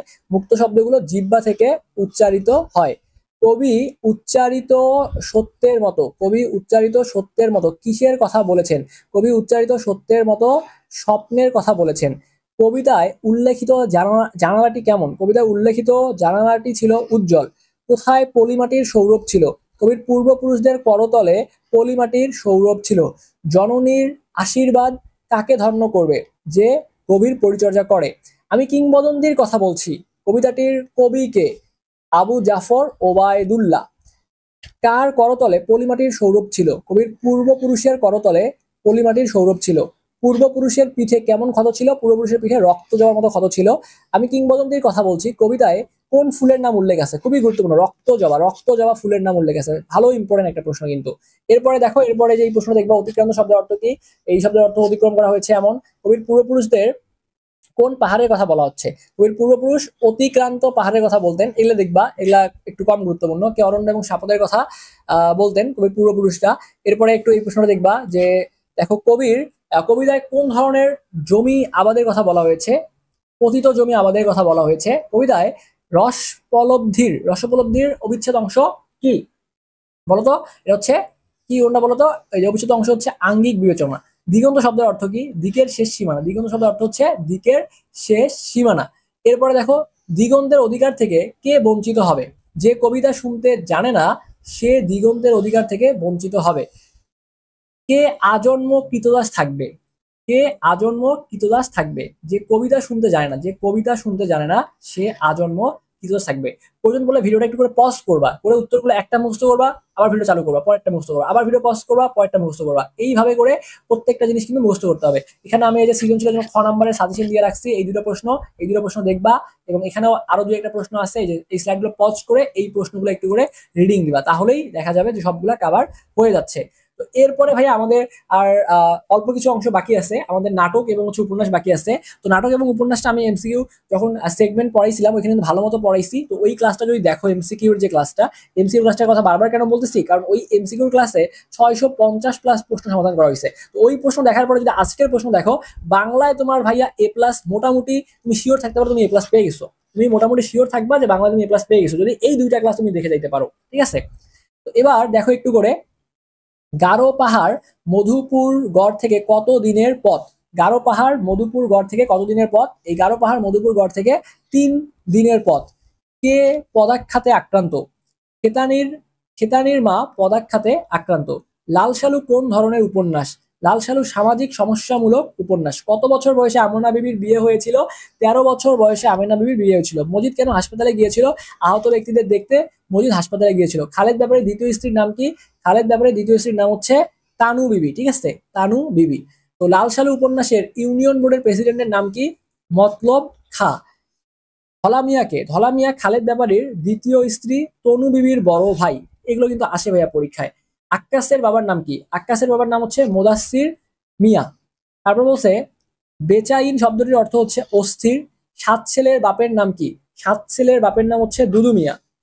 লালসালু উপন্যাসের তানুবিধি কে? লালসালু উপন্যাসের তানুবিধি খালেক ব্যাপারীর দ্বিতীয় স্ত্রী। খালেক ব্যাপারীর দ্বিতীয় স্ত্রী। খালেক ব্যাপারীর প্রথম স্ত্রীর নাম কি? তানুবি। একটু আগেই বলছিলাম, একটু আগেই এটা পড়াইছিলাম। মরা মানুষ জিন্দা হয় কেমনে? উক্তিটা কার? উক্তিটা হচ্ছে মজিদের। এটা 100% ইম্পর্টেন্ট, এটা 100% ইম্পর্টেন্ট। আক্কাস গ্রামে কি প্রতিষ্ঠা করতে চেয়েছিল? আক্কাস গ্রামে স্কুল প্রতিষ্ঠা করতে চেয়েছিল। এরপর বলছে মজিদ কাকে শাড়ি কিনে দিয়েছিল? মজিদ হাসুনিকে হাসুনিকে হাসুনির মাকে শাড়ি কিনে দিয়েছিল। মজিদকে দেখে প্রথমে জমিলার কি মনে হয়েছিল? মজিদকে দেখে প্রথমে জমিলার মনে হয়েছিল কি কি মনে হয়েছিল? দুলার মানে হচ্ছে বরের বাপ মনে হয়েছিল। হলা মিয়া কার ভাই? তানু বিবির বড় ভাই। এগুলো দেখবা একটু করে। তোমার দাড়ি কই মিয়া তোমার দাড়ি কই মিয়া উক্তিটি কে করেছিল? উক্তিটি মজিদ করেছিল আক্কাসকে উদ্দেশ্য করে। আওয়ালপুর ও মহব্বত নগরের মাঝপথ একটা মস্ত কি গাছ আছে? কি গাছ আছে? একটা মস্ত তেঁতুল গাছ আছে। একটা মস্ত তেঁতুল গাছ আছে। নিরাক পরা কি? নিরাক পরা অর্থ হলো বাতাসহীন, নিস্তব্ধ, গুমট আবহাওয়া। মজিদ সবাইকে কি বলে সম্বোধন করে থাকেন? মজিদ সবাইকে মনু মিয়া বলে সম্বোধন করে থাকেন। কলমা জানো মিয়া? মজিদ প্রশ্নটি কাকে করছে? কলমা জানো মিয়া মজিদ শব্দটা দুদু মিয়াকে করছে। তারপর বলছে যে হুরকা শব্দের অর্থ কি? হুরকা শব্দের অর্থ হচ্ছে দরজার খিল। মতিগঞ্জের সড়কটা দিয়ে দলে দলে লোক কোন দিকে চলেছে? কোন দিকে চলছে? এই উত্তরটা দেওয়া হয় নাই, একটু দেখে নিবা, একটু কারেক্ট উত্তরটা একটু দেখে নিবা। আমেনা বিবি মাজারের মধ্যে কেন মূর্ছা গিয়েছিল? শারীরিক দুর্বলতায় মূর্ছা গিয়েছিল। খালেক ব্যাপারীর গলায় শিশুর ভাব আসে কেন? সন্দেহে। উপন্যাসের আক্ষরিক অর্থ কি? উপযুক্ত বা বিশেষ রূপে স্থাপন। উপযুক্ত বা বিশেষ রূপে স্থাপন। কোন শতকে বাংলা উপন্যাস লেখার সূচনা ঘটে? 19 শতকে। পেরিচাঁদ মিত্রের ছদ্মনাম কি ছিল? টেকচাঁদ ঠাকুর। পেরিচাঁদ মিত্রের উপন্যাস ধর্ম রচনা আলালের ঘরে দুলাল কত সালে প্রকাশিত হয়? 1958 সালে। বঙ্কিমচন্দ্র রচিত সাহিত্যের প্রথম সার্থক উপন্যাস দুর্গেশ নন্দিনী কত সালে প্রকাশিত হয়? 1865 সালে। লাল সালু উপন্যাস কত সালে প্রকাশিত হয়েছিল? দেখো লাল সালু উপন্যাসটা কিন্তু এটা একটু মনে রাখবা 1948 সালে প্রকাশিত হয়েছিল। ওকে, আচ্ছা কতগুলো প্রশ্ন আছে আমরা একটু দেখি এখানে থেকে। দেখো তোমাদের লাল সালু যেটা, এখানে প্রায় 54টার মতো প্রশ্ন দেওয়া আছে। তো আমি তোমাদের গুরুত্বপূর্ণ প্রশ্নগুলো তাহলে একটু করে পড়েই দিই। দেখো তারপর ক্লাসটা অনেক বেশি লম্বা হয়ে যাচ্ছে, তোমাদের যেহেতু পরীক্ষা 2 দিন পরে, তো তোমাদের শেষ করতে হবে, এই জন্য আমি দ্রুত শেষ করার ট্রাই করতেছি। আমেনা বিবি কেমন প্রকৃতির মানুষ ছিল? স্বামী ভীরু স্বভাবের মানুষ ছিল। পুলক শব্দটির অর্থ কি? আনন্দ। কোন গাছ দেখে আমিনা বিবি বুঝতো যে স্বামীর বাড়ি পৌঁছেছে? তাল গাছ দেখে বুঝতো। ঠিক আছে, এগুলা গুরুত্বপূর্ণ। এরপরে আমি পিডিএফ দিলে বাকিগুলো একটু দেখে নিবা। এরপরে বলছে দেখো এই যে এটা একটু দেখো, যে মোহাম্মদনগর গ্রামের বড় মসজিদ নির্মাণে 12 আনা ব্যয় কে বহন করতে চেয়েছিল? খালেক ব্যাপারী। লাল সালু উপন্যাস কোথা থেকে কে প্রথম প্রকাশ করে? এটা হচ্ছে ঢাকা থেকে প্রথম প্রকাশ করছেন কে? দেখো আতাউল্লাহ প্রথম প্রকাশ করছে। লাল সালু উপন্যাসের উর্দু অনুবাদ কি নামে প্রকাশিত হয়? লাল সালু উপন্যাসের উর্দু অনুবাদ লাল সালু নামে প্রকাশিত হয়েছিল। লাল সালু উপন্যাসের উর্দু অনুবাদ কবে কোথা থেকে প্রকাশিত হয়েছে? এই যে 1960 সালে করাচি থেকে প্রকাশিত হয়েছিল। এগুলো একটু করে দেখলেই দেখবা কমন চলে আসছে। তো লাল সালু, এখানে কিন্তু এমসিকিউর প্রিপারেশন হয়ে যাচ্ছে তোমার। লাল সালু উপন্যাসের উর্দু অনুবাদ কে প্রকাশ করেছেন? লাল সালু উপন্যাসের উর্দু অনুবাদ প্রকাশ করেছেন কলিমুল্লাহ। খালেক ব্যাপারী মজিদকে কেন ভয় পায়?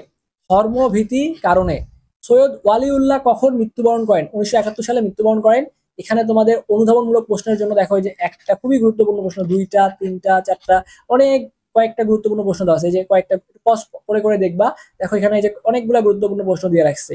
তো এইগুলা যদি তুমি একটু অনুধাবনের জন্য ভাইয়া তুমি যদি পড়তে পারো, অনুধাবন নিয়ে কিন্তু তোমার আর সমস্যা হবে না। জাস্ট এই প্রশ্নগুলো একবার দেখবে, এখানে অনেকগুলো প্রশ্ন দিয়ে রাখছি, এগুলো একটু করে দেখবা। এরপরে ভাইয়া আমরা তোমাদের সর্বশেষ নাটক তো পড়লাম, এবার আমরা উপন্যাসটা একটু দেখার চেষ্টা করব। উপন্যাস থেকে কিছু গুরুত্বপূর্ণ প্রশ্ন আমরা দেখবো। তো রবার্ট ক্লাইভ কাকে সেরা বিশ্বাসঘাতক বলেছেন? রবার্ট ক্লাইভ উমিচাঁদকে সেরা বিশ্বাসঘাতক বলেছেন। সিরাজউদ্দৌলার হত্যাকারীর নাম হচ্ছে মোহাম্মদী বেগ। উমিচাঁদ কোথা থেকে বাংলাদেশে এসেছে? উমিচাঁদ লাহোর থেকে বাংলাদেশে এসেছে। চারদিকে শুধু অবিশ্বাস আর ষড়যন্ত্র। উক্তিটা কার? উক্তিটা হচ্ছে রায় দুর্লভের। সিরাজ কোন সেনাপতি যুদ্ধে প্রথম মৃত্যুবরণ করে? সিরাজ কোন সেনাপতি যুদ্ধে প্রথম মৃত্যুবরণ করে?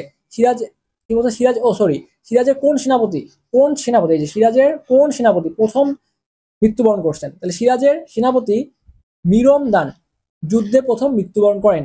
ঐতিহাসিক পলাশী কোন নদীর তীরে অবস্থিত? ঐতিহাসিক পলাশী গঙ্গা নদীর তীরে অবস্থিত।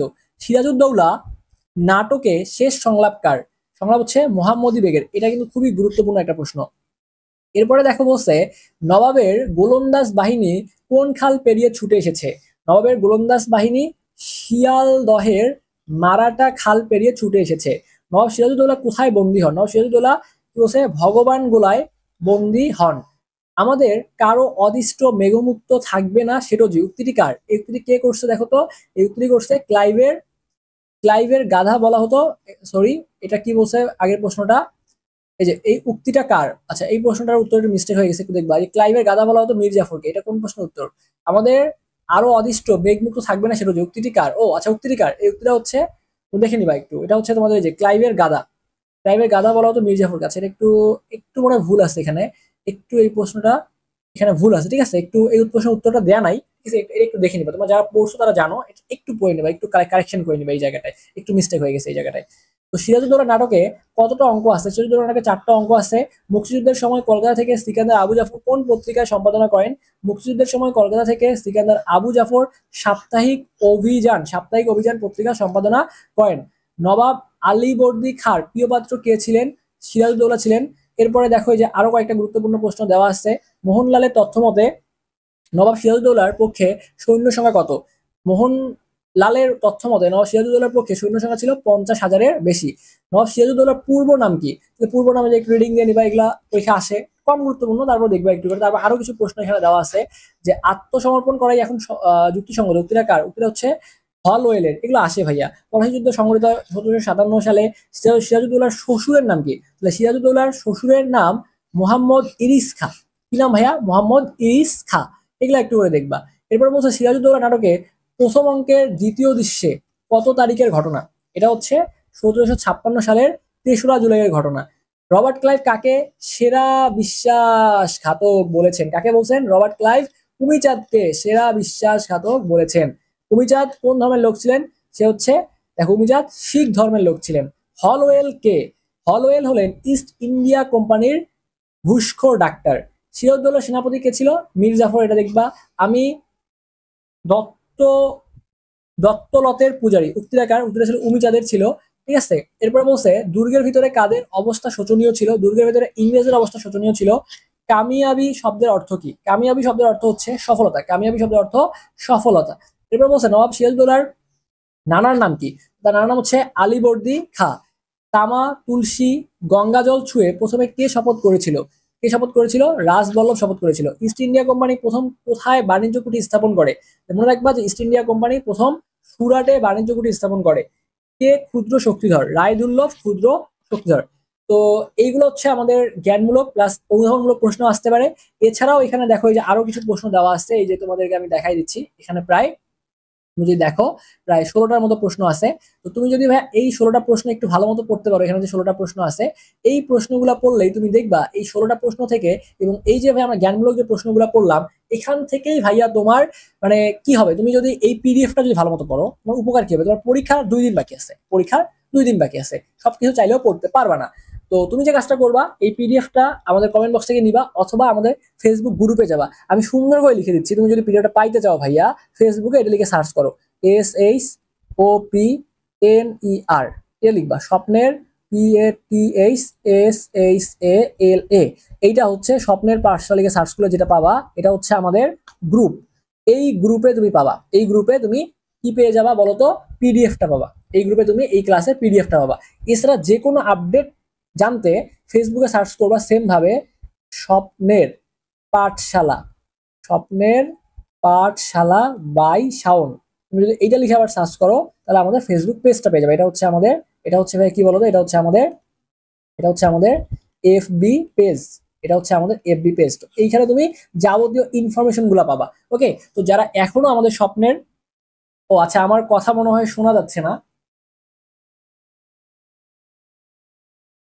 আচ্ছা, আমার কথা মনে হয় একটু মাঝখানে শোনা যায়নি, তাহলে আমি আবারও একটু বলে দিচ্ছি। দেখো, তো এই যে পিডিএফটা তুমি পাবা হচ্ছে ভাইয়া কি হবে, তাহলে আমি সেটা তোমাকে একটু বলে দেই। যেহেতু তোমাদের হাতে মাত্র 2 দিনের মতো সময় রয়েছে ভাইয়া, তোমাকে যে কাজটা করতে হবে সেটা হচ্ছে তুমি আমাদের ফেসবুক পেজে চলে যাবা। তুমি কোথায় চলে যাবা? আমাদের ফেসবুক পেজে চলে যাবা। তো আমাদের এই যে পেজটা যেটা আছে, পেজের নাম হচ্ছে ভাইয়া, দেখো, স্বপ্নের পাঠশালা বাই শাওন। এটা হচ্ছে পেজ, এখানে তুমি সব আপডেট গুলো পাবা। আর যদি তুমি হচ্ছে এই পিডিএফটা পাইতে চাও, তাহলে আমাদের যে গ্রুপটা আছে স্বপ্নের পাঠশালা, এই গ্রুপে তুমি যাবা।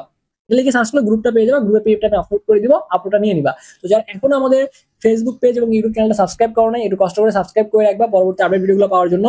আর তোমাদের মধ্যে কারা কারা সম্পূর্ণ ক্লাসটা দেখছো, সম্পূর্ণ ক্লাসটা এই যে এখন পর্যন্ত কথাগুলো বললাম, এই সম্পূর্ণ ক্লাসটা কারা কারা দেখছো তারা অবশ্যই কমেন্ট করবা। যারা নতুন আসতো ভাইয়াকে চেনো না, যারা হচ্ছে আজকে প্রথম সাবস্ক্রাইব করছো তারা একটু কমেন্ট করবা। সামনে যেহেতু তোমাদের গুরুত্বপূর্ণ পরীক্ষাগুলো আছে, স্পেশালি ফিজিক্স পরীক্ষা আছে, যেহেতু আমি ফিজিক্স পড়াই, আশা করি ফিজিক্স নিয়ে একটা ভালো সাজেশন তোমাদেরকে দিতে পারবো, কেমিস্ট্রি নিয়ে একটা ভালো সাজেশন দিতে পারবো, এগুলো তোমাদের বুঝাই পড়াইতে পারবো। বাংলা হয়তো বা স্লাইড শুধু জাস্ট রিডিং পড়ে গেছি, অনেকের বুঝতে প্রবলেম হয়েছে, ঠিক আছে, কারণ বাংলা যদি আমি পড়াই না সবগুলো জিনিস আমারও মনে নাই, ঠিক আছে, তো ওভাবে অ্যানালাইসিস জাস্ট করে স্লাইডটা নিয়ে আসছি, তো এই জন্য তোমাদেরকে স্লাইডটা দেখাই দিলাম। তো অনেক ক্ষেত্রে মনে হয় তোমরা রিডিং পড়ে গেছি, তোমরা একটু রিজেক্ট করে নিও, কারণ যদি ডিটেলস বলতে চাইতাম তারপর দেখা যেত 10 থেকে 12 ঘন্টা একটা ক্লাস হইতো, তো এত ঘন্টা তুমি তো দেখতেও পারতা না। এই জন্য এই স্লাইডটা জাস্ট যেভাবে বলছি একটু মুখস্থ করো। ফিজিক্স, কেমিস্ট্রি, বায়োলজি এগুলোতে তোমাদেরকে একটা মাস্টার প্ল্যান দিব এবং A to Z গাইডলাইন দিব। আশা করি এই পরীক্ষাগুলো ভালো হবে। প্রথম পরীক্ষা যেহেতু বাংলা, সবাই ভালো মতো পরীক্ষা দাও। তোমাদের সকলের জন্য অনেক অনেক দোয়া এবং শুভকামনা থাকলো। আশা করি তোমরা সবাই খুব ভালো একটা পরীক্ষা দিতে পারবা। কনফিডেন্ট থাকো, বিশ্বাস রাখো এবং তোমার সৃষ্টিকর্তার উপর বিশ্বাস রাখো, কারণ সৃষ্টিকর্তা হচ্ছে উত্তম পরিকল্পনাকারী। তিনি তোমাকে অবশ্যই দেবেন, তুমি পরিশ্রম করতেছো না, পরিশ্রমের ফল তুমি অবশ্যই পাবা। তো সৃষ্টিকর্তার উপর বিশ্বাস রাখে একটা ভালো মতো পরীক্ষা দিয়ে আসো, একটা হিট দিয়ে আসো। ইনশাল্লাহ তোমার সাথে তোমার কোনো সামনে এডমিশন পরীক্ষা দিবা না, এডমিশন পরীক্ষা দিয়ে তোমার সাথে তোমার কোনো স্বপ্নের ক্যাম্পাসে যেন দেখা হয়। এইদিকে এইচএসসি তে জিপিএফটা ইনশিওর করো, সামনে এডমিশন দিবা, দিয়ে একটা ভালো বিশ্ববিদ্যালয়ে চান্স পাবা এবং তোমার সাথে তোমার স্বপ্নের বিশ্ববিদ্যালয়ে আমি আশা রাখবো কোনো না কোনো এক সময় যেন দেখা হয়ে যাবে। এই প্রত্যাশা রেখে আজকের এই ভিডিওটি আমি এখানেই শেষ করছি। ধন্যবাদ সবাইকে।